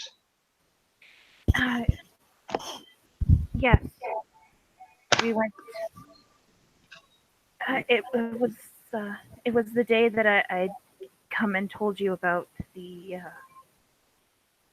Was the it? resurgence of taint. Yes. You better lie, Missy. Lie like your life depended on it, Kara. Oh boy. Lie. We burned it. Roll those lie dice. You Oh, burned it? Roll those lie dice. boy. Let's see. Please tell me this is better. Please tell me this is better.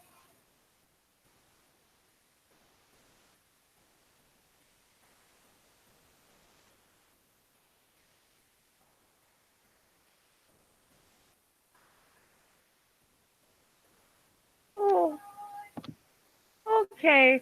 It's not. uh,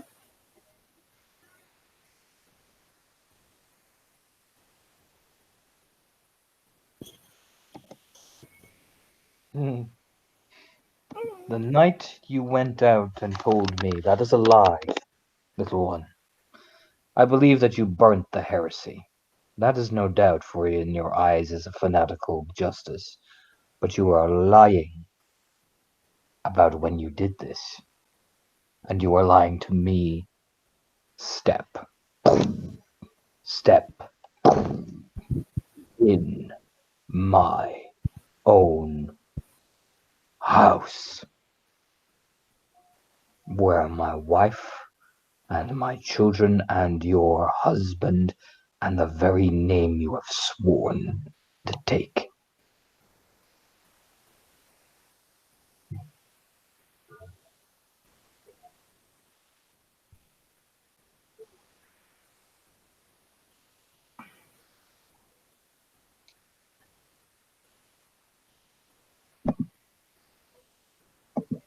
So tell me the truth, blood, wife of my blood. We should never lie to each other.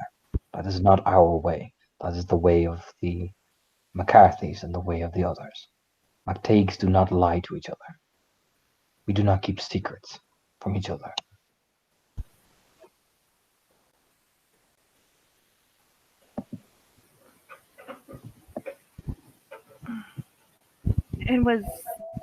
it was in the manor. The remains of the manor. Nods. What else? There were there were some other books we tried, but we didn't get to look at them. Everything in their library was still burned and decrepit, falling apart.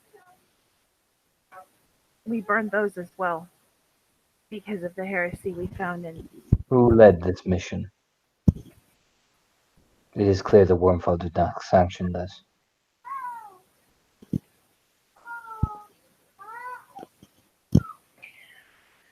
It was it, it was Fiona, wasn't it? Yep. It was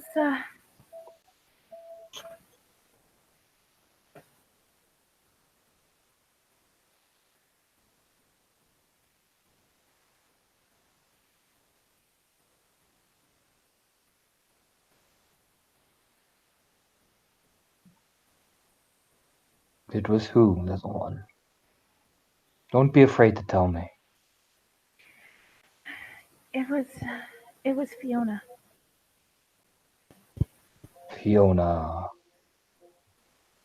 He's kind of like Fiona. He's like thinks Magnessa. He's like, but she's a kinfolk. Wait, no, wait a minute. Oh, No, you're not no. kind of like, oh wait, no, different Fiona. Fuck.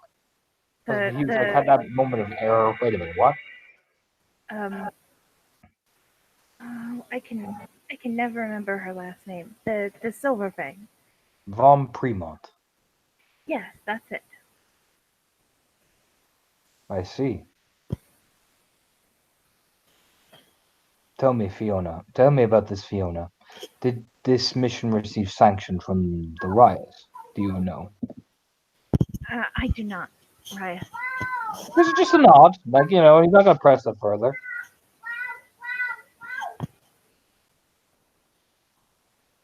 And you found books of heresy from the McNamara family. Pages, some things that were, And you have destroyed these heretical writings. yes, they've been burned. I will ask you very carefully, how recent were these writings? Were they from the rebellion itself or recent? The It is a ones, very delicate question. the ones that we read were from the rebellion itself. It Just gives a nod. they Are weren't you sure? they weren't dated with with dates, just numbers of days. They appeared to describe events that happened during the rebellion. Just a nod. Like he believes you. It's, you know what I mean? He's philodox checking. You know what I mean? He's literally doing his job at this point. It's like, I need to make sure that this is, you know what I mean? Hmm.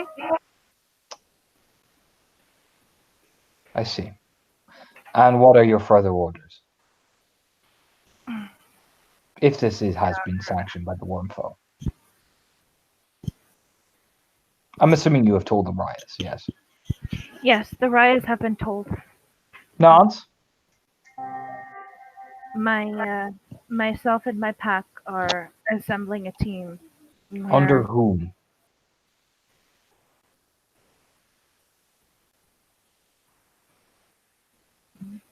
you mean Who is Under- commanding the team?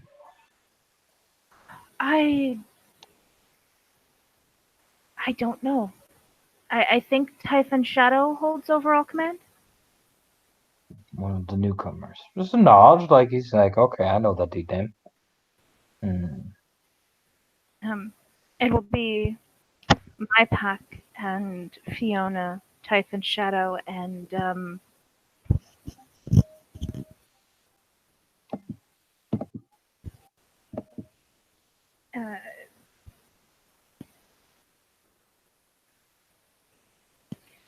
uh, possibly a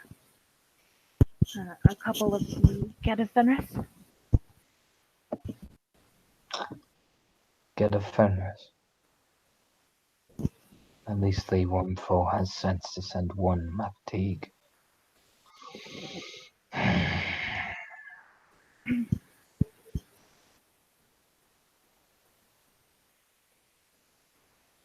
There's a twitch. He does not look pleased, but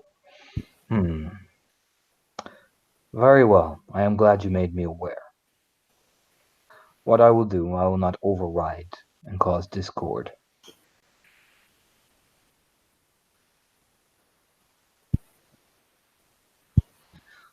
But I will ask you, cousin, to ensure if there is any proof of the current family's heresy, I would ask you to look for it. You must be sure that this has not spread again. If there is none, there is none. But I will not take the chance. I will look for it, Raya. And bring it to this house. Or warn us, so the true catcher may dispense the justice fairly. Yes, Raya.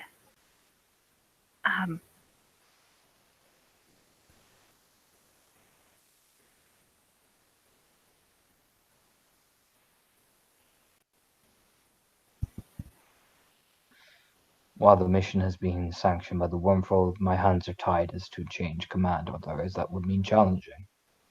However, I can ensure that if the command is irresponsible and you will be my witness to this, I will ensure that the Silverfang and Shell Lord will never gain a command of a raiding party again. Oh, of course, right. Nod. It's good that you were honest.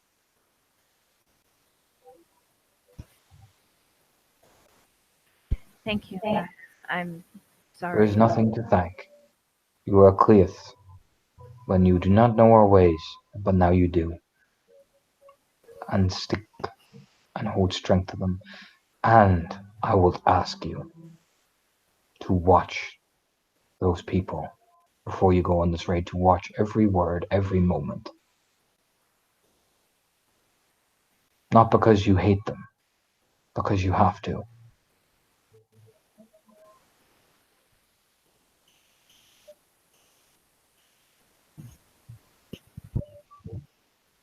Do, um, do you really think they're involved in this? There is a part of me that thinks no, and there is a part of me that thinks yes. I will not give doubt to the part of me that thinks yes until I have the facts. Come on. But would you take the risk? Would you? No. No, I wouldn't. Then I- how? And I would hold do it as well.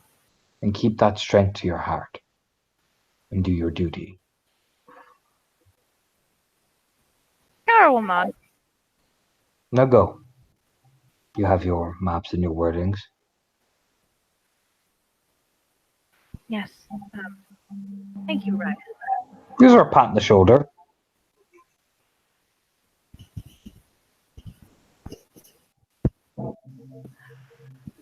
And Kara will give a little bow before she leaves and heads back out into the rain. You head where you heading, Cara? What you other two doing? Did you pass by Suleg? You just give the nod. Remember, they are always watching. I won't forget. No. For if you forget, they win. He gives a smile as he strums along to the rumbling thunder.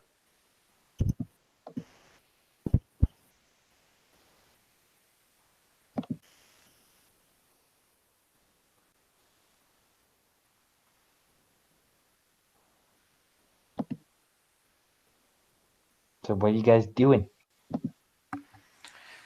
I think at this point, Sean is like Captain America, like 3 heavy bags. You see some people training around in the rain as well. Some people are staying in, some people are not. It's the kind of in or out, really. Yeah. No, at this point, especially with the goings, yeah, Sean is straight up Captain America 3 of these things. Mm-hmm. And is just staring at all the shit he has destroyed.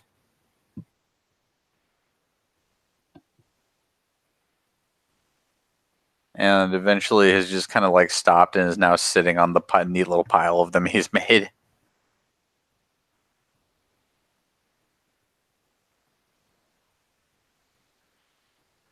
And Maeve has wandered off, like she does. Probably at some point trying to find.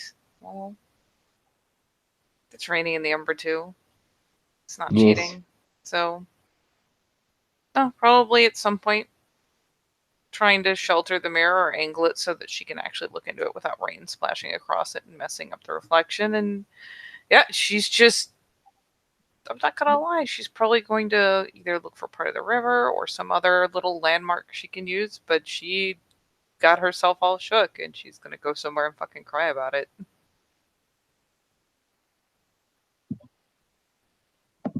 Hello there, mate, bud. I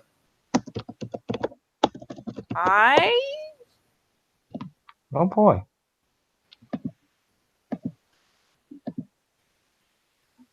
Interesting. Very, very interesting.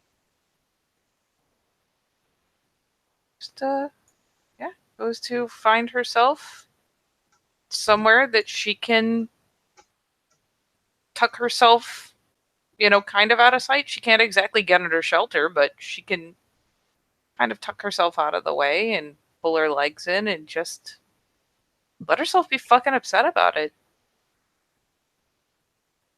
Oh, can you? Yes, she Is can. that what you think? That is Do what you? she thinks. She's been Do leaking you? tears since she walked away from the Tailsinger's house. Do you? Is that what you think? I do. Hmm. I mean, that's the intention.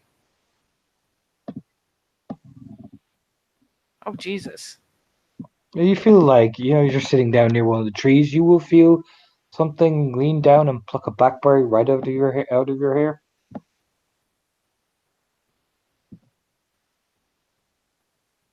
She admittedly is kind of startled, and so she doesn't think about it. She just turns a glance up, like, "What the?"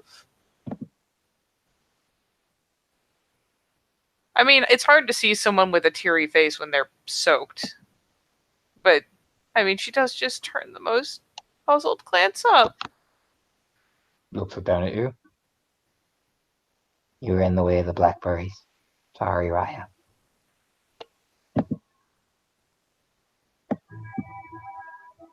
Kind of glances around. Has she managed to sit somehow just clear of a fuck ton of thorns?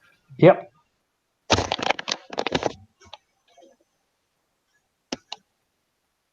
Oh, By the sniffling.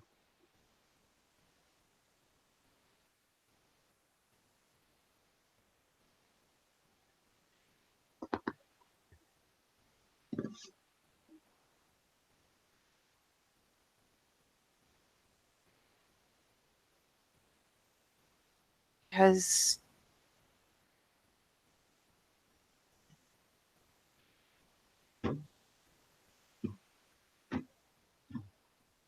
everything. It's just she does. She kind of looks up because you know what? She doesn't have to be ashamed of her tears if you can't really pick them out from all the rest of the water splashing on her face. Just everything. Just confused bird head tilt. Like, meh.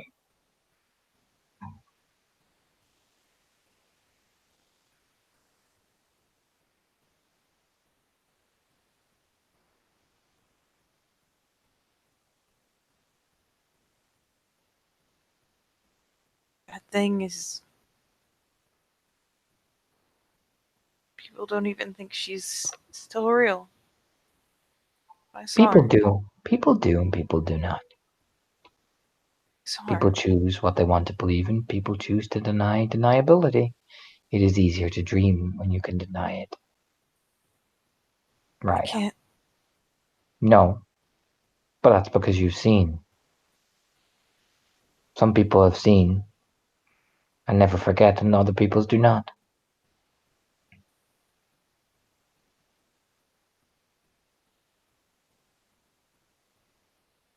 To weep for that is like weeping as if the rain will come sideways or westward, and it always comes east. Place. Sorry, that's probably really quiet. Just always kind of glancing up skeptically. Always.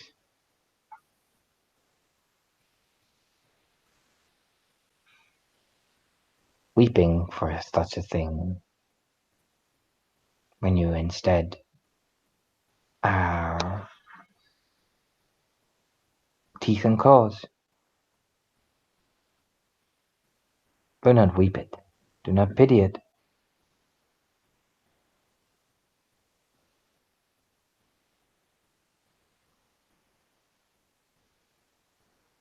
You kill it, you cleanse it, and you rebirth it. That way it gives the likes of sinful creatures such as myself the exemplary need to show redemption.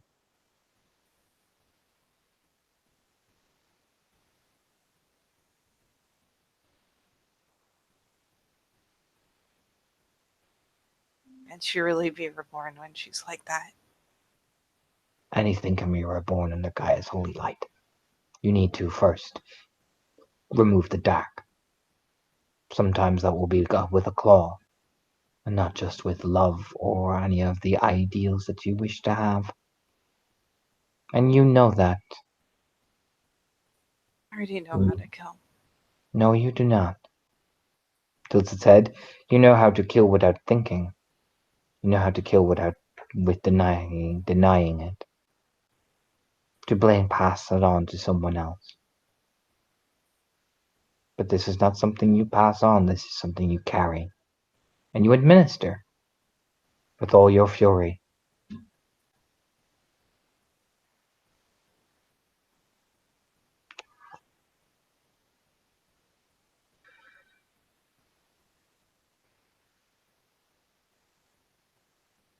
She kind of looks up, and it's for a moment. There's a pause. How long were you watching? Enough.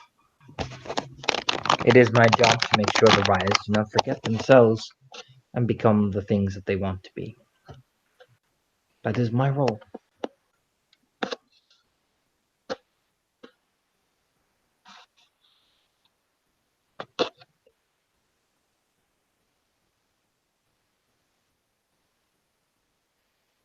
What if we don't know what we want to be? Yes, you do.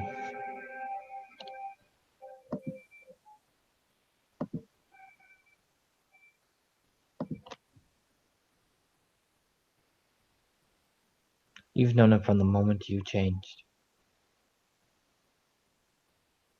You just never accepted it.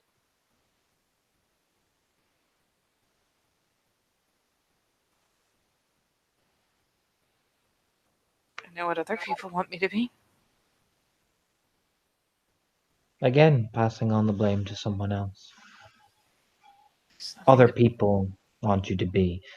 Everyone else. Too harsh, too this, too that. Never at you. Never look at you.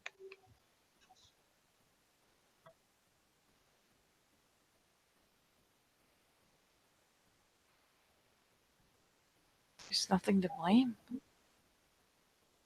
No, there's not. But you'll do it anyway.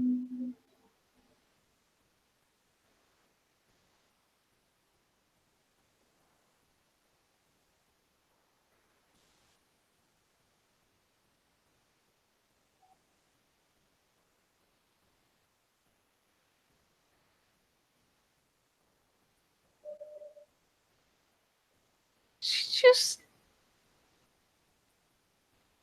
somewhere torn between wanting to deny it, being pretty sure she'd get shut down the second she tried.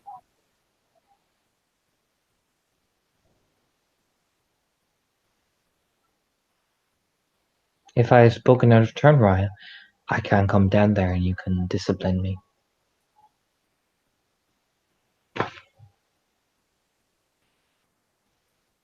No. Then you do not believe I am wrong. Raya. Squawks. Right. A little bit of a jump just because fuck, that's abrupt. It's habit, you know what I mean? Oh yeah, it's not that she thinks she's being fucked with, it's just ugh. Because it was kind of in the middle of, well, there was so much talk and then the squawk.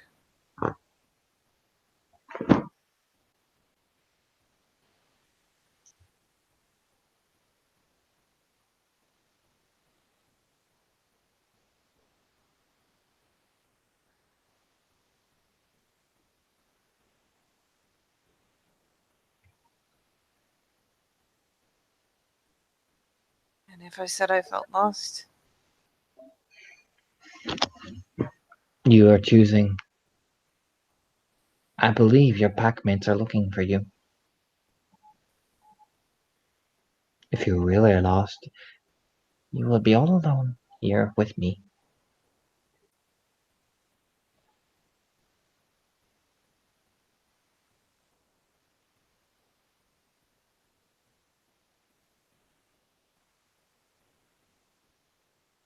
you make it sound It's as though that's the worst thing that could happen. It's easy to feel lost when you shut yourself out, isn't it?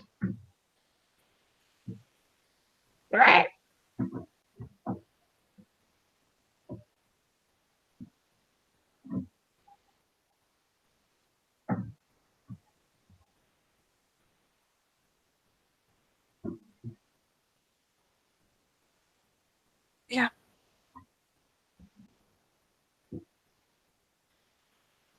It is. Well, I cannot advise you, Raya. You are the Raya, and you know more than I ever would about being a guru.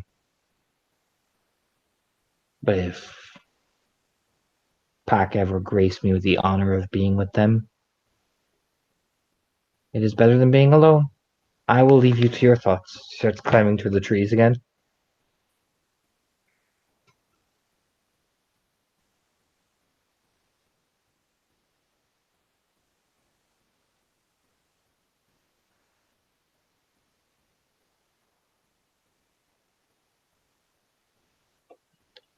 Riley just kind of leans back as she's clambering off, both processing and just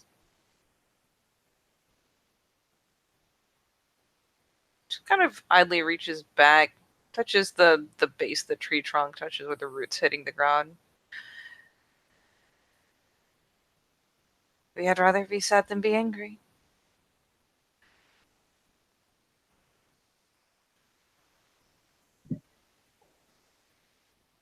Lean over. Anger is a gift.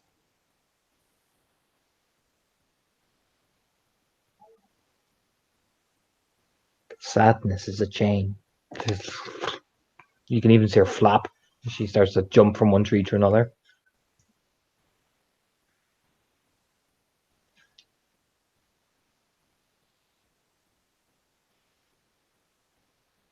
And she can't see anything when she looks up at clouds, can she?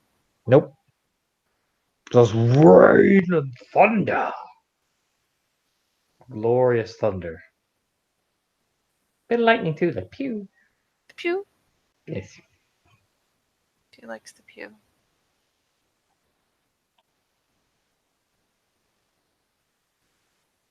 There's kind of a wry smile, because, she just got told off by a metis. What chances of that happening around here?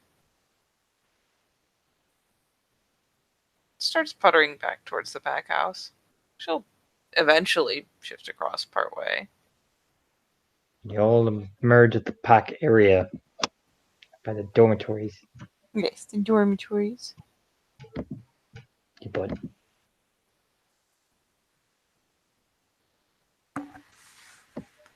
Maeve, I have soup.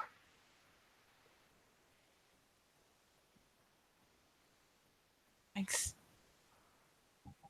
I destroyed too many of the heavy bags. They told me to fuck off. I bet they did. The soup looks good. It's barley and something. Beef. It's barley beef. I have to get you another soup now. Is he saying this through the link? Yes. She smiles despite herself. It's fate, but it's there. What are we gonna do? Well, you're going to eat your beef barley soup.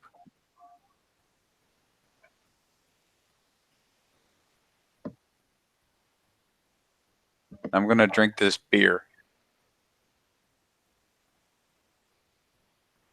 Seriously, where the fuck are you? This is killing me. I'm outside. Up.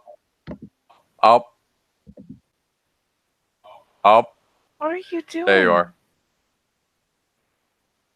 I thought it'd be easier to tell you apart from all the other redheaded women if I used echolocation. I was wrong. Here's your soup. He's right next to you now.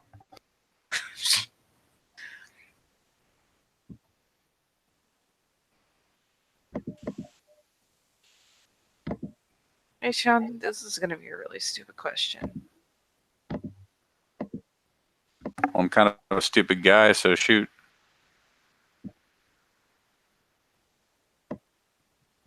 Have you gotten homesick at all since you came here? No, my home sucked. Like, maybe you got to look at it from my perspective. As a kid, I was like the 9th kid. And on top of that, I was an unwanted pregnancy. My parents barely knew I was there. Didn't have any friends. Didn't have any real prospects. I'd probably going to end up either in prison or working at a fucking gas station before the year's end. Or both. like prison, but with a work release. Just staring at Um, him like, what? And then in Step to the Sentinel, I was the favorite punching bag of the Alpha Sun.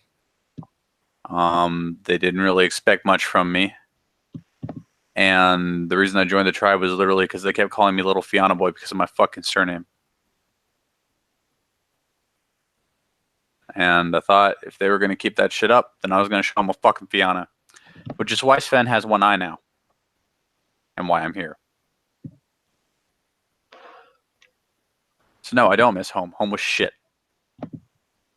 I fucking hate my home. This is home now.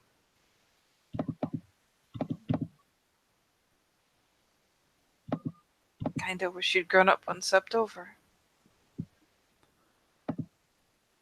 I kind of do too. She finally just leans enough to bump the shoulder against his.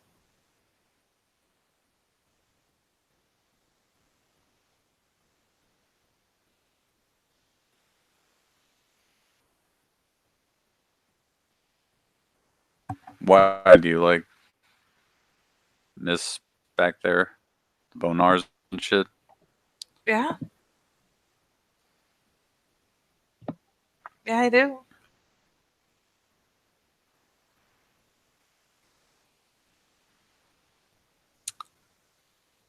And it was Well- dangerous there too, but at least I knew who everyone was. And I had friends. And I had people I'd grown up as a cub with. Well, you've got a pack. Which is like some weird friend-family combo pack. I know. I don't know how to smash those words together. Fams? She just pats his leg like, good try, buddy. Point being, you've got us. And yeah, we don't really know anybody here. And yeah, we are comically good at pissing people off. We've got each other. We really are.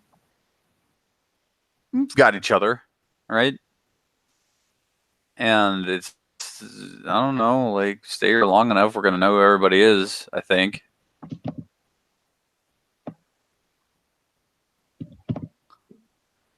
So yeah, this is starting over probably sucks for you because you, like, had a life. That's sad. But we're here now.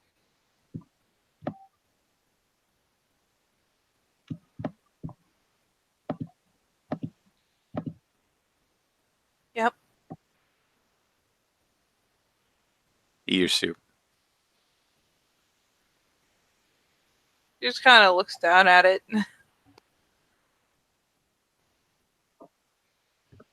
She finally just more of out of just a kind of passive compliance than anything else. You know, she just straight picks up the bowl and starts drinking out the side of it because fuck it. It's already, like, you know, out here in the rain with her. It'll be fine. Just looking around.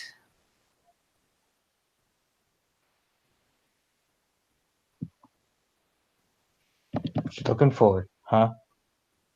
Inspiration. I don't know. Well, you will see the following groups because they're all by dormitories, which is like the social area. Even in the warring, the walkways are long and narrow, so you can kind of, you know what I mean. You're not completely soaked. So I'll show you the following groups that are either talking or it's looking pretty, I wouldn't say intense, but the first group are these two. They are by along the walkways. Runa's hair is soaked. This guy is chatting to her. She has a smile on their face. Seems quite relaxed chatting to him. These two are sitting together. It's like she's trying to like unsoak her hair, and he's, you know what? He's giving her a hand. He's like, you know what? He puts it, like, you can see he puts her jacket on the thing and that. You know what I mean? It's actually quite nice. You know, it's like, oh, look at Yeah. him. Oh. Now, these two and this guy, well, they're staring at each other. Who's? Oh God. They're both staring at him. I don't Mhm. even have to ask which two versus who. And beyond that, these two are having a conversation, and that's two galliards, a bull like that. How's In that? the pack link. All right, Maeve, what do you see? Because I know what I see. How's that stare down between the three going? Nobody's moved yet.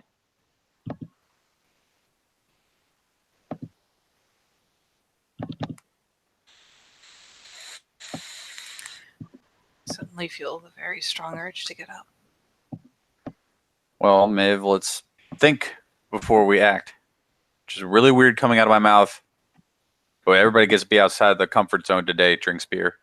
But if you look beyond that, you see these two, and like I said, they're two galliards, and it's loud. Thankfully, there's a lot of rain, so you don't hear the volume of it. You know what I mean? How bad is it? I'll put it like this: Daniel's keeping respect because the cackling thunder is a rank above him. But it's coming to the point where you know a challenge might come. Maybe. It'll depend. You know what I mean? And they're doing this pretty much in the open, aren't they? It's side ofted. You know what I mean? Like I said, the dormitories are linked to the long corridor, so you can. It's yes and no. You know what I mean? You could say it's in the open, but you could say it's not. You know It's what I mean? technically politely to the side. Yeah. Yep. Most politest term, I would put it. You know what I mean? So, Maeve. But in terms of encouraging things, you see these Sue, like he's genuinely like helping her out of the, you know what I mean? Like, come here, I got you, and you know what I mean, that type of thing. Do you know what I mean? Mm-hmm. Like it's really endearing. Like it's obviously that like you know what I mean. And these two, they're probably closer to you guys just because you know what they're like Runa especially. She's like, fuck me, that's Rain. So she's just like they're just chatting. You know what I mean? It seems quite amicable. I will stress this is in the pack link. No, yeah, no, it's fine. I'm giving you So- guys the Mhm. broad over. So, here's what I see, Maeve. Those two are Northmen being Northmen. He's probably like a kinfolk or something. Still, I mean, he might be like her actual blood relative. He might not be. They're just being them. Yeah. Contrary to popular belief, Ged aren't constantly trying to chop each other's fucking heads open. I know that. Good. Now, those two over there are part of the primal. They don't like us. I know, and I know it looks really endearing over there. He's helping his pack mate. It's a wonderful show of pack love. They don't fucking like us. Full Seems stop. unnecessarily harsh. That's Earth. Now the real main event.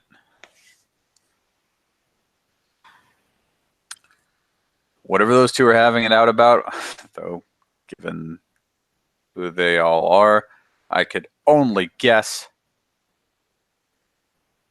they're the real main event. Poor bastard staring down those other two. That's a sideshow. That's not an insult. His D name is literally Boar Bastard.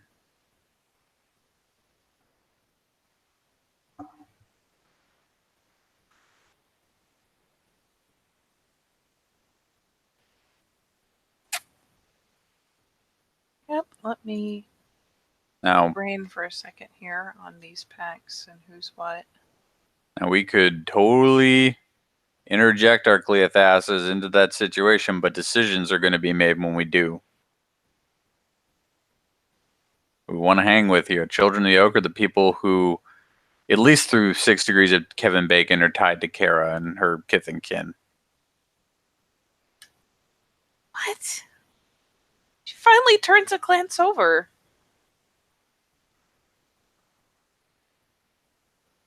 What?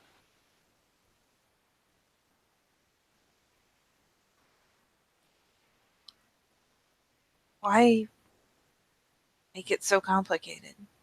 Because this is complicated. Of course it is.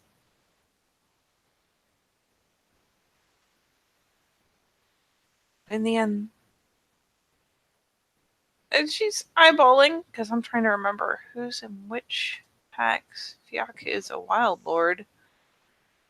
Warbastard's a Wild Lord. Christopher's Children of the Oak. Crackling Thunder's to the Wild Lord, and Daniel's Children of the Oak. Primal, Packless, and Kinfolk. She glances around. Because if there's 3 of them here, where are the other 2?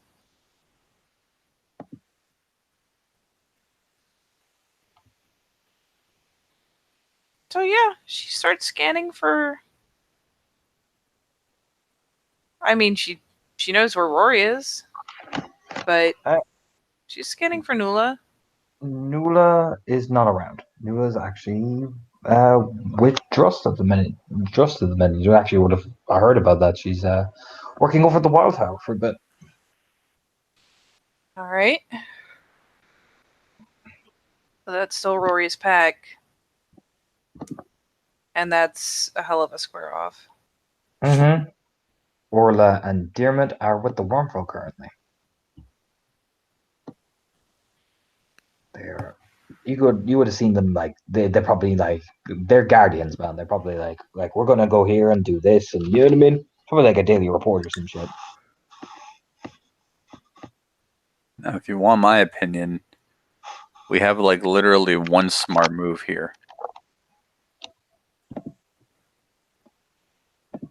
All right, like if we absolutely have to do something, then against my better wishes, we could talk to the Northmen.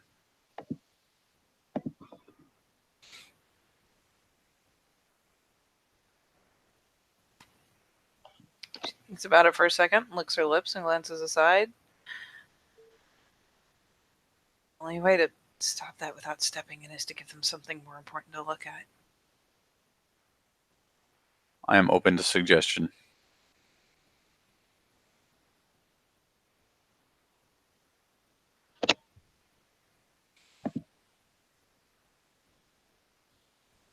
Glance over at this guy and try to squint and figure out. Sussing out, like, okay, Which guy? Magda said they came. Those 2 are cousins. The other one's her brother. She's just trying to suss out whether this other guy is kinfolk. He's a kinfolk. You can just tell by the way he's standing. More Loki. Yep, that's a pure breed. And less pure breed. You can see he's less pure breed than Magda even. Pure breed 2.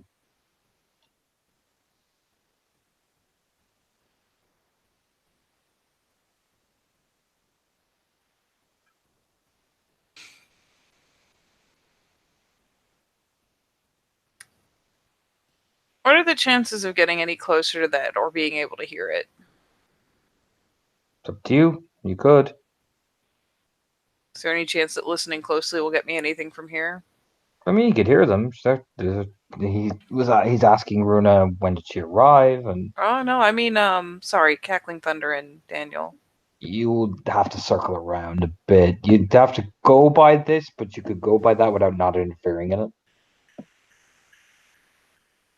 They're so busy staring at each other, they probably wouldn't pay her a lick of attention.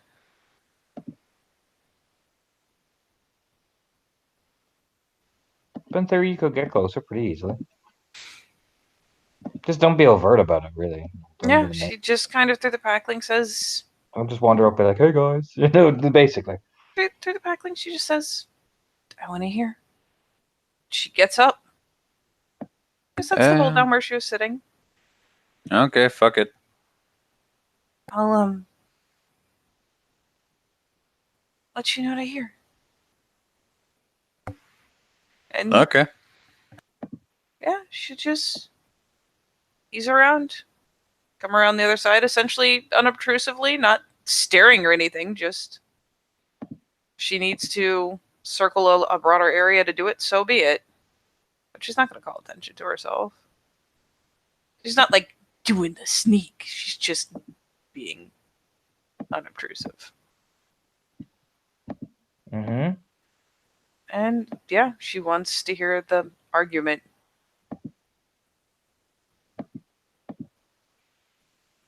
But But you can see why Rory would be upset, Daniel. You promised to your father gave his credence that you would join with us, and then you turn about right around on everybody's head and join with them when you know what they're carrying.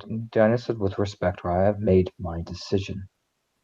Oh, I know, it's just you understand the grievances. And he says, I do. But again, saying that I've insulted you is disrespectful towards me. And Crackling Thunder says, well, that's too bad, isn't it, Cleith? Because you did. And you insulted all of us because you want to play hero. And deny your responsibility and deny everything, because it's very easy to play a hero when you've got no responsibilities.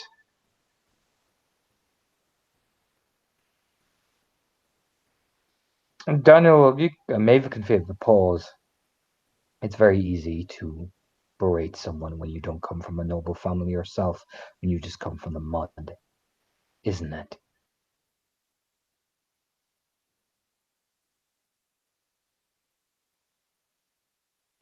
My father is king. You're king of a caravan.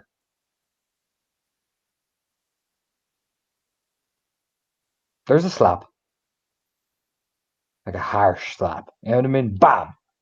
Like, Daniel takes a couple of steps back. Well, if you want to challenge me over that, big man.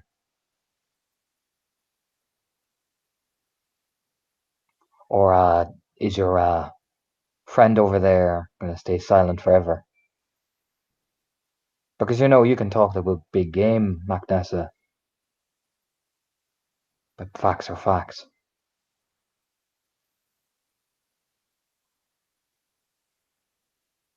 Insulting us and spitting in our face, that's fine. But then joining up with the people who murdered our families, our everything. We don't forget that. And turning away from us, we don't forget that. How's me feeling? That's probably what you'd hear initially as you got around. Oh, she's feeling ways.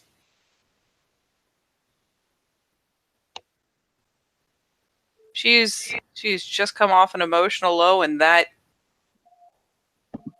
you know what? No, that is so fucking outrageously unjust. I'll roll. God damn it.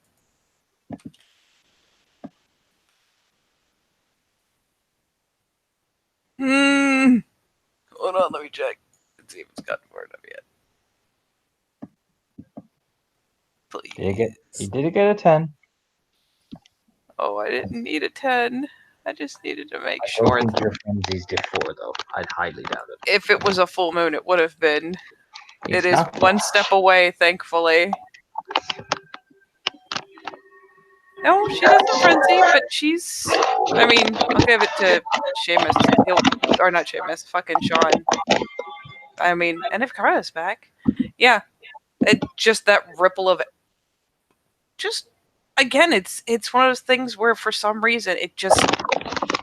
It's not that it's mean. It's not that it's harsh. It's just so unjust. It's the opposite of what she expects to see in a place like this, where everything is so close to being like the tales you hear. And then there's this. And it hits her exactly the wrong way.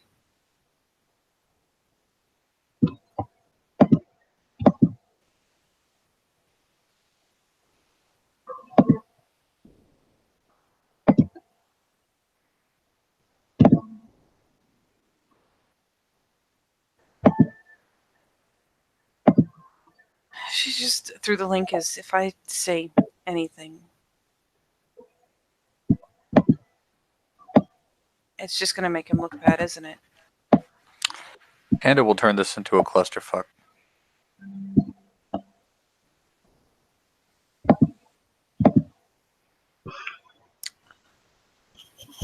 It's not our business. The only excuse.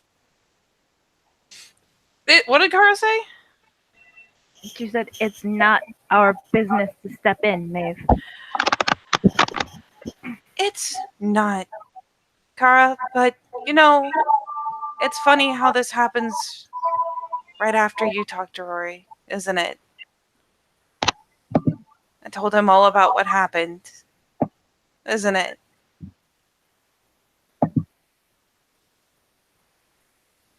I don't think it is. That's his No. pack.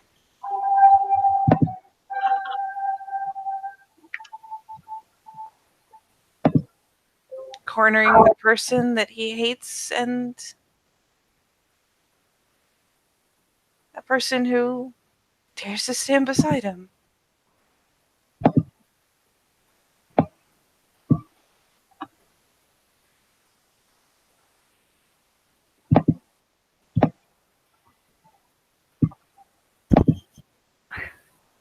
Maeve, Look through my eyes, tell me I'm wrong.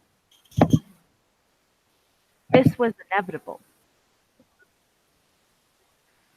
From the moment we came back from the manor No, and reported on the worm thing, this was inevitable. wasn't. Because when we reported to the Wormfoe knew.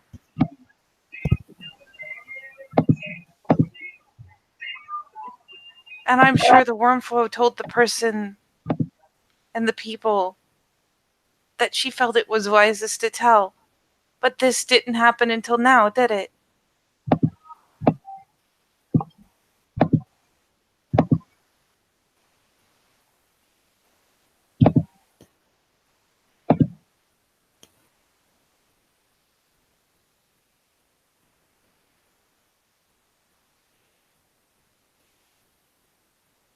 Now I'm gonna have to roll. Yup.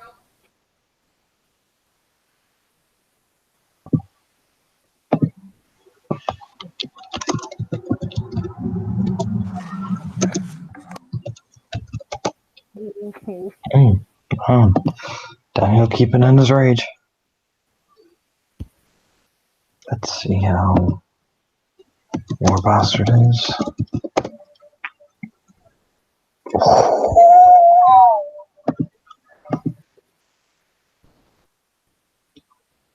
Well, you're fine, Kara. I know. I'm looking at the roll under mine. I know, right? Uh, Sean will see it. War Bastard. It's like he's just standing there, and eventually Christopher, looks over and sees the slap done to fucking Daniel, and takes a couple of steps forward. You know what I mean? And War Bastard, for some reason, just he's in frenzy. Keeps it in, but takes another step towards him.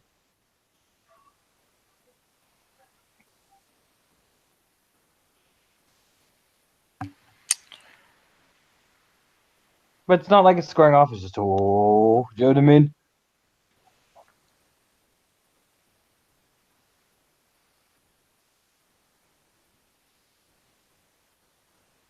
How would you feel if that was us? And they separated us so that they could go after one at a time. Is it any different because it's them?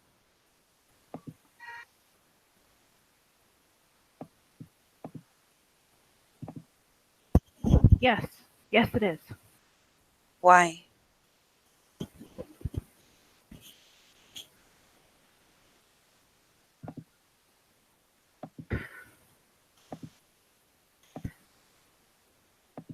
Because our families weren't slaughtered here, Maeve.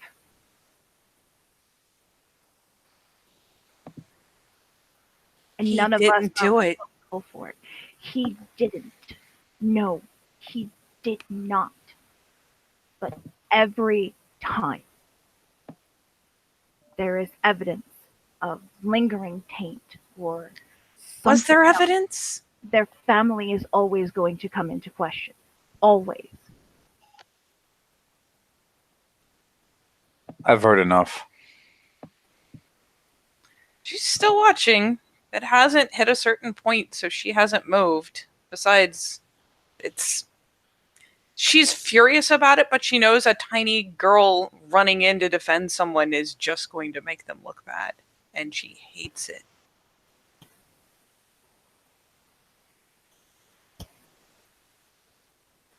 Regardless of the morality of the situation, there is next to nothing that we can do. The two of you sniping at each other isn't going to fix it either. Not another word.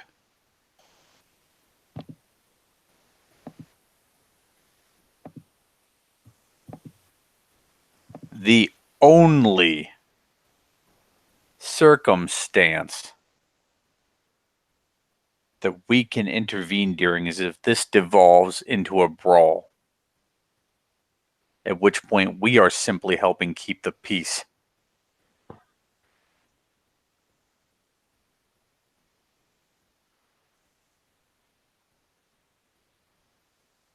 That is inevitable. That is science.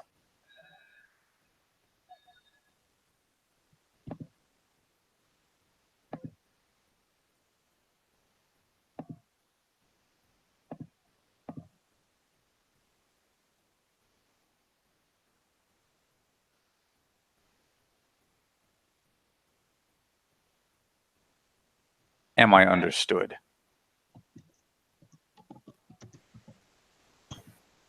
Yes, right. Yes.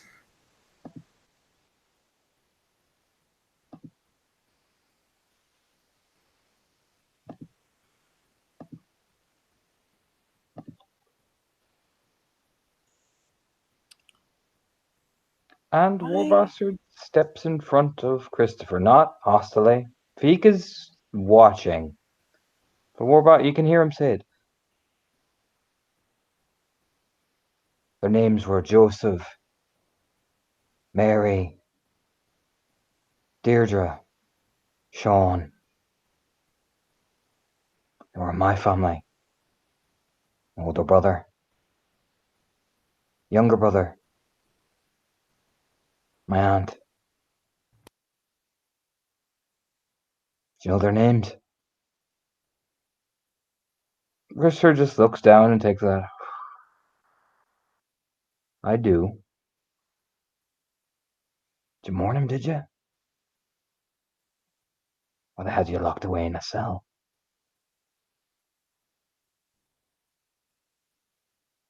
I did. Oh, that must be nice.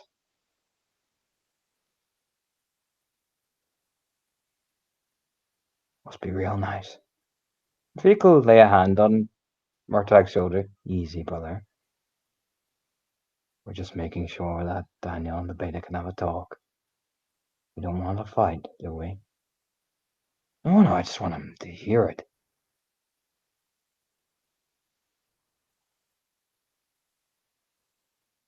That'll be the next thing, you know what I mean? Like, Warbastard just looks so fucking angry, you know what I mean? But he hasn't jumped. But it's like, it's getting tense. You can see definitely Fake is like, easy, big guy. They're just talking. That's what we came here to back our beta up, and they're having a talk. Let's not escalate.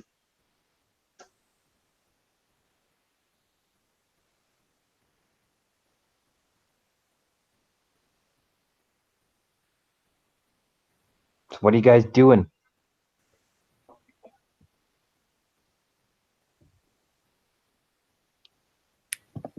I am thinking so hard and failing is what I'm doing. Okay. Kara? Because you all would have heard that. No point. There's no subtlety in that Rage 5 or that near coming on Rage 6 Arun.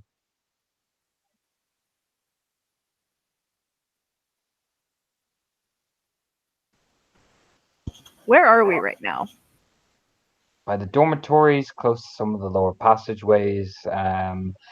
These guys are kind of at the lower corridor. These guys are beside each other while Daniel and Cackling Thunder have a talk. Essentially, it's Daniel, you get the impression, all of you do, is Cackling Thunder pulled Daniel aside going, can we have a word? Christopher nodded and said he'd be here. These two boys stood across from Christopher while they walked off in private. That's basically the gist of what you're seeing. It's just that the Arun in front of a McNamara, do you know what I mean? Mm-hmm.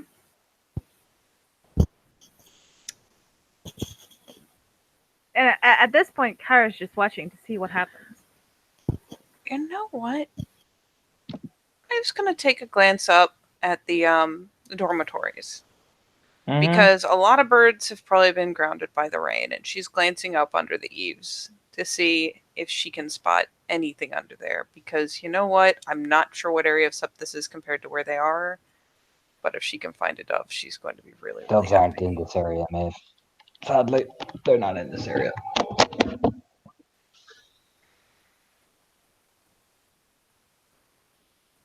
They're on. This is Nope.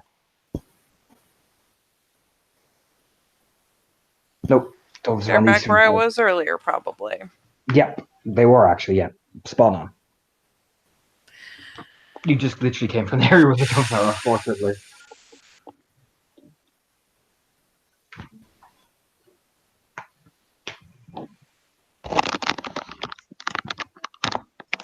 What's odd, Maeve?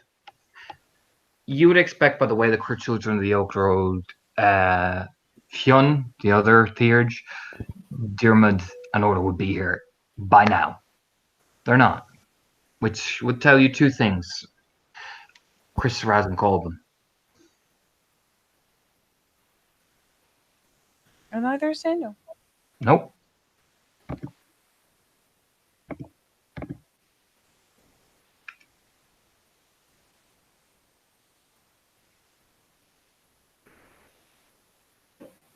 So that's pretty telling to all of you, to be honest. They haven't called them. And they could. You've seen how these guys move.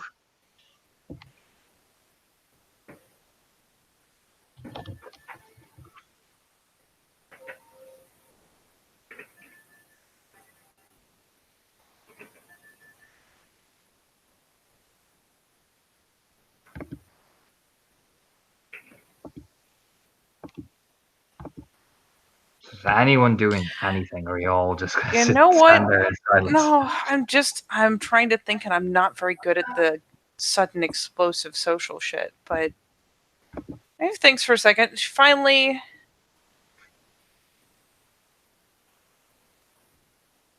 Sean, Yeah. I would go in and make tea, but I can't.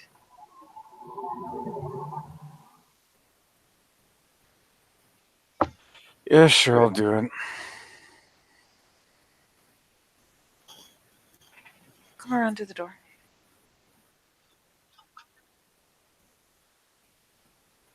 Yeah, I got it. Because, let's face it, the way this is framed out, it's meant to be people, the two members of two different packs are having a side conversation. This is just, people are just a little stirred up on the side. So, she will take a different tack, and she will come around. And, as absurd as it is, she'll come around, and when Sean has gotten something boiling, will basically ask for a whole tea tray. Like, obviously, you're not going to do like little bowls of sugar and shit because it's fucking pouring, but she can still take a Keep in kettle mind out that's and a kind of, couple of mugs. yeah. Keep in mind you're gonna have to probably make that a travel mug so you can pour it out, because otherwise that's gonna get destroyed. Just keep Well, that in mind, because it exactly. is pouring rain. You know what I mean? Like that's Yeah. the problem. It's fucking pouring rain. So Yeah, no, she will just ask him to essentially, just put some bags into it's a- travel mugs, throw some tea in. It's a relatively simple task, and Sean eventually comes out. When I said it was because I wanted a spot of tea, I was essentially unchallenged. You're a saint. And yeah, she will take at least 3 mugs worth. boy, this is about to get explosive. So who are you going over to there, buddy? Which one? She's just going to delicately approach the 3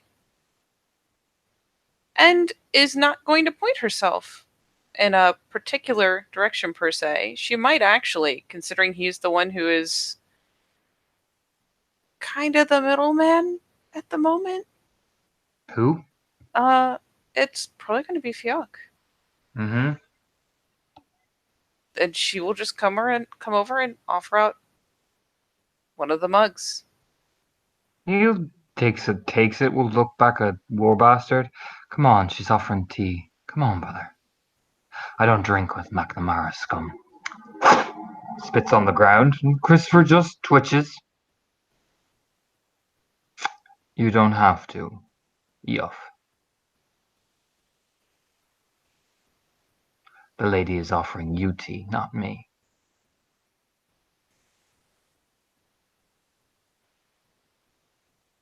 He's like, vehicle rub his Arun shoulder. See?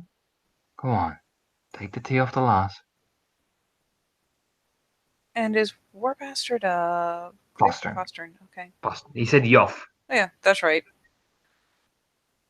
So, I mean, assuming he so much as glances, she'll slightly lift one of the mugs.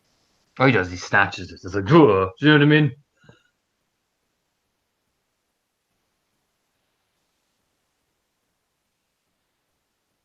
Just one of those. It is cold out, right? And yeah, yoink! Ugh. Here is the vital question, Maeve. Do you give that tea to Christopher McNamara? Christopher McNamara actually was clever enough to cue her in the first place. Yeah, he gives you a glare like Oh no, the lady she doesn't. has. You know what I mean? Like he's giving you that glare going, if you give me this tea, you know what I mean? Oh no. Like the point has already been made. She doesn't even glance aside to offer. She just gives it to the other two. He already gave her a fucking ace cue to not do that. Still gives you a glare like, don't you fuck me on this. I just set you up. Don't you fuck. You know what I mean? It's that you fuck me. It won't And be she- them. You know what I mean? It's that glare like, don't you Yep. do this. She politely, bobs her head to the both of them. And you know what? Oh, her temper may be raw, but she'll back off at that point. She'll glance over at the other two to see if they're still in the clinch of it, or to see if they're starting to wind down. Let's roll the rage. Oh boy. Oh, Daniel. Daniel, please. Daniel spends the willpower, but Daniel bucks. And he gets right in. It's something he says, and he just gets right into fucking Cackling Thunder's face. Like two deer, you know what I mean?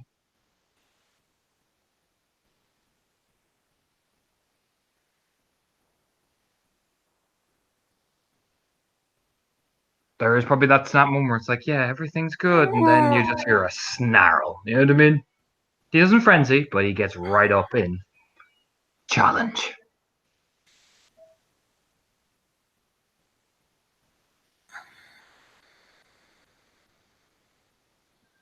And people step aside, you know what I mean? They strip off their shirts, and I mean, I'll put it like this: Daniel is brave, but Cackling Thunder's higher rank and more experience. Daniel loses, and he gets this. You know what I mean? He loses. I'll keep it brief. It's he gets some good shots in, but Cackling Thunder's older, faster, higher up. Do you know what I mean?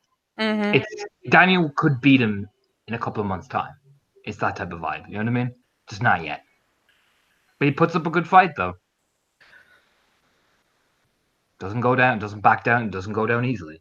But it's not enough. And that last shot where, Daniel's starting to crawl upwards, and, to be fair to Cackling Thunder, goes, do you yield? And Daniel spits all his blood into Cackling Thunder's face, and then it's a sharp boot to the fucking skull. Mm.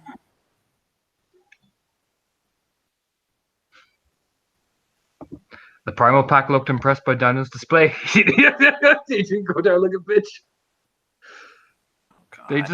They kind of nod, because you know what? He was given the option to surrender. He said, fuck you. Do you know what I mean? Very straightforward. Christopher doesn't do a goddamn thing. His knuckles tense. But what can he do? 2-on-1. And, Fiocca back, come on. Let's make sure our beta is calm. Let's get out of here. Challenge has been done. Come on. Starts leading the Arun, micromanaging.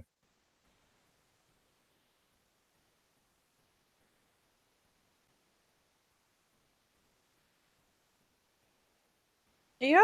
Maeve is not making a move until Cackling Thunder, steps, essentially does the step away. Oh, he does. He does. Like, to be fair to him, he's not cruel. He just walks off then, you know what I mean? Like, yeah, we're going. You know what I mean? And the boys follow. So it's just literally Christopher left. Oh, she slithers in pretty quickly. And I will roll if I need to, but he's getting that mother's touch. No, you can do it. Daniel's eyes pop open. Nose busting heels. I'll just put them in the same order. What are Yeah. the rest of you guys doing? Especially when that fucking display went off. You know what I mean? Like two fucking bucks going at each other.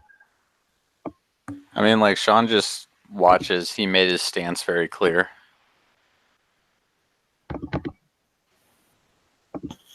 Oh yeah, Kara watched also, and like she did wince a little bit when Daniel went down, but doesn't look distraught or upset over it.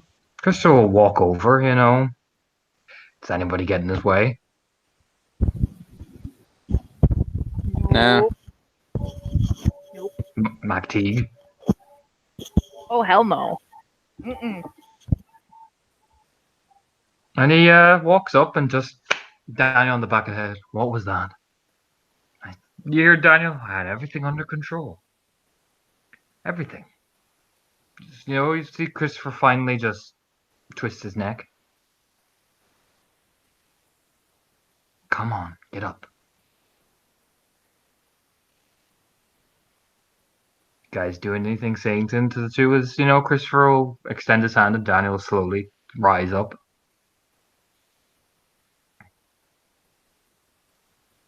There are times for the Arun to talk, and now is not one of them. Okay. And, you know, I don't know if it'll make it better or worse. Then, no, she just, honestly, when Christopher comes over and starts talking, they tend to keep to themselves when Christopher talks at all. So she eases off. Though, as they get up to go and all that, she does glance back over. It's very boldly fought. Boy, it's Christopher's turn to get angry. Everybody getting angry today.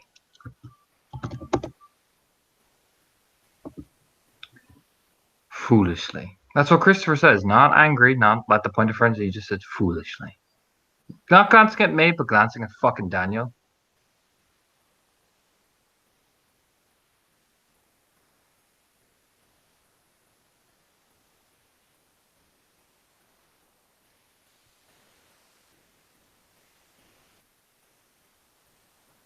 She's not going to argue with Christopher. Okay. Daniel kind of just slumps and nods, grumbling to himself, kind of just walking off, head bowed.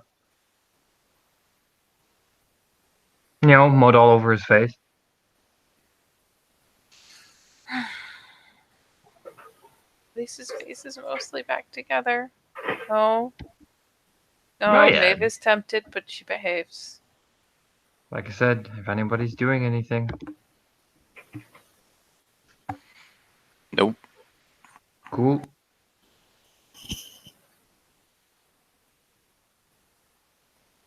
Seems like a witnessing experience. It's up to you guys. Yeah, this really does seem like a witnessing experience.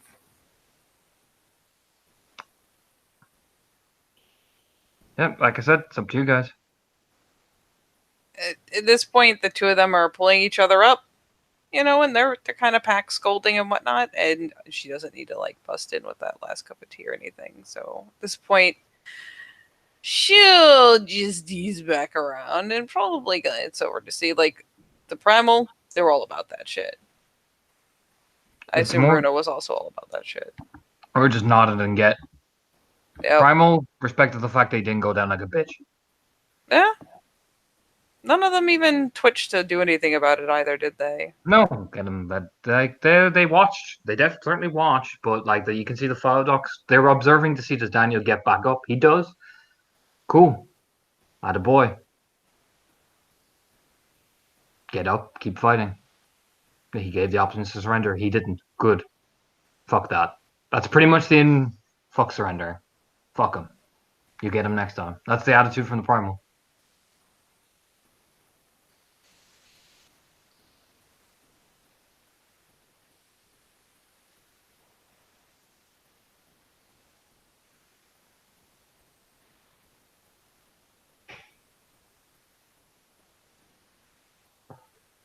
She's just kind of watching him walk off. Hey, Sean, Yeah. have you ever been to London? What? No. Why? Because as soon as we get a chance, I want to go to London. What business do we have in London? There's a statue there I need to see. A person. I'm a little lost here. Just something someone said to me. It reminded me. I've always wanted to see it. There's a statue of Boudica in London. Oh. I mean, I guess if ever we should find ourselves in London, we will go see the statue. I have no idea what would bring us to London, but Statue of Boudica. She turns and grins. you Of were, course. that's a long ways off, Maeve. It's not as long as it used to be. We've got shit to do, man. That's why I Like- said when it was done. Right? When we get the chance. Sure. Like I said, if we should find ourselves in foggy London town, we will go and see the statue.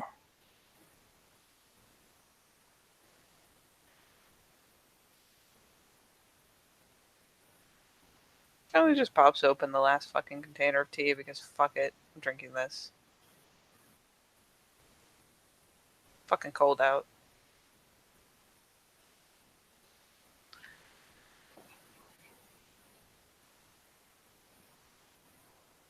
She will glance over to Kara.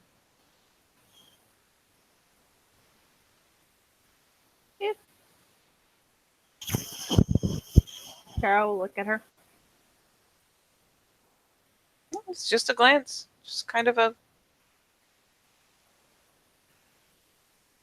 measuring glance because she said some shit.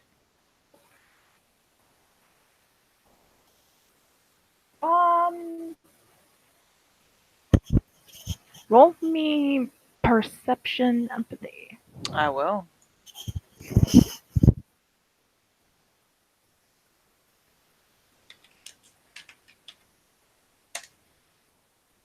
Tell me about your mother. Oh boy. um.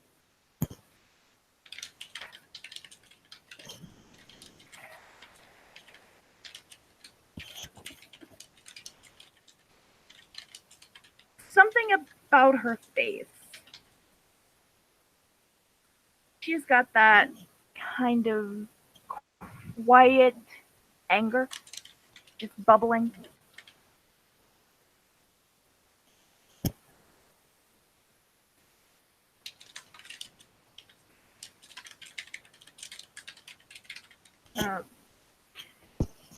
It's not like it's specifically directed at you or anyone in particular. It's just how many successes did you get? It's just what? It's just like it's like the whole situation just pissed her off.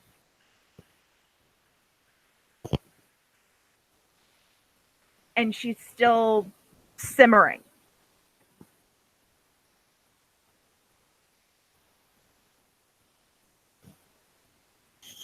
Did you get that? Mhm. Okay, awesome.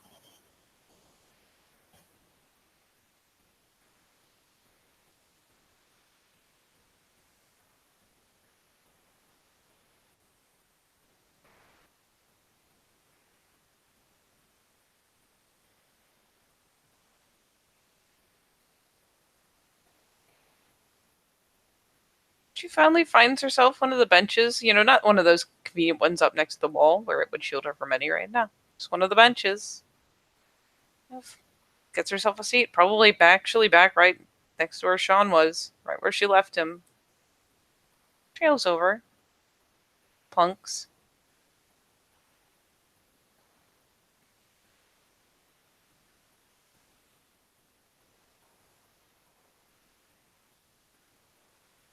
You know what, Sean? What? I'm still not gonna drink your gross morning milkshakes. But you're right. Need to get bigger. You do.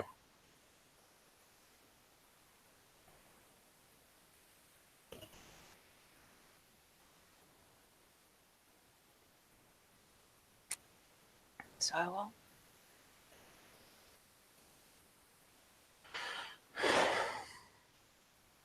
Yeah. Yeah, you will. Now, unless you two want anything else from me.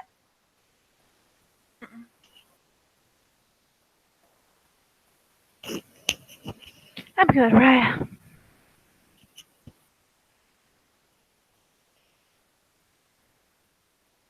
You'll eventually stick the mug there.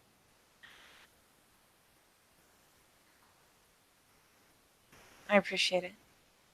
Thank you. Yep.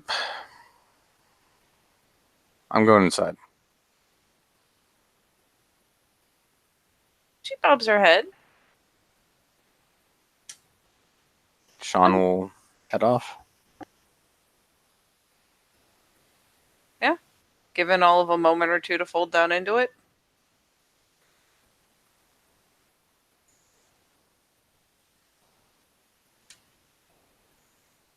She just shimmies down, gives herself a full body shake, and goes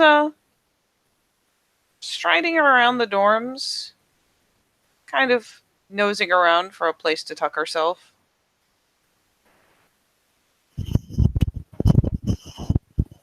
Kara will stay like within eyesight. What of Maeve? Mhm. Oh, she totally can. Maeve's not that slinking off. She's just kind of goes around, gets to roughly where like one of their windows is, and does some snuffling, does some testing around, and finally finds some grass that's in. Everything's kind of a layer of mud right now, but this isn't quite as deeply squishy. There's just kind of a layer of wet silt over top, and she finally just kind of hunkers down on that with that canine grunt of "I'm laying down" noise. And for her part, Kara's not like avoiding Maeve, just trying to give her like some space and some privacy, and so she can rest. Are you like just standing outside watching? She was told to protect Maeve. Finally turns the still bright blue eyes over.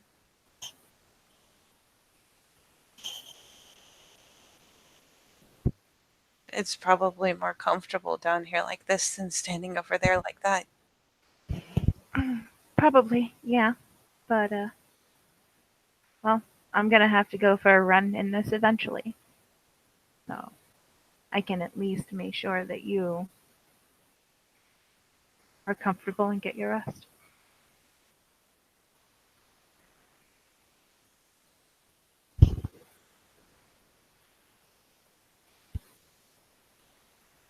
She finally tips the head like, lays her muzzle down.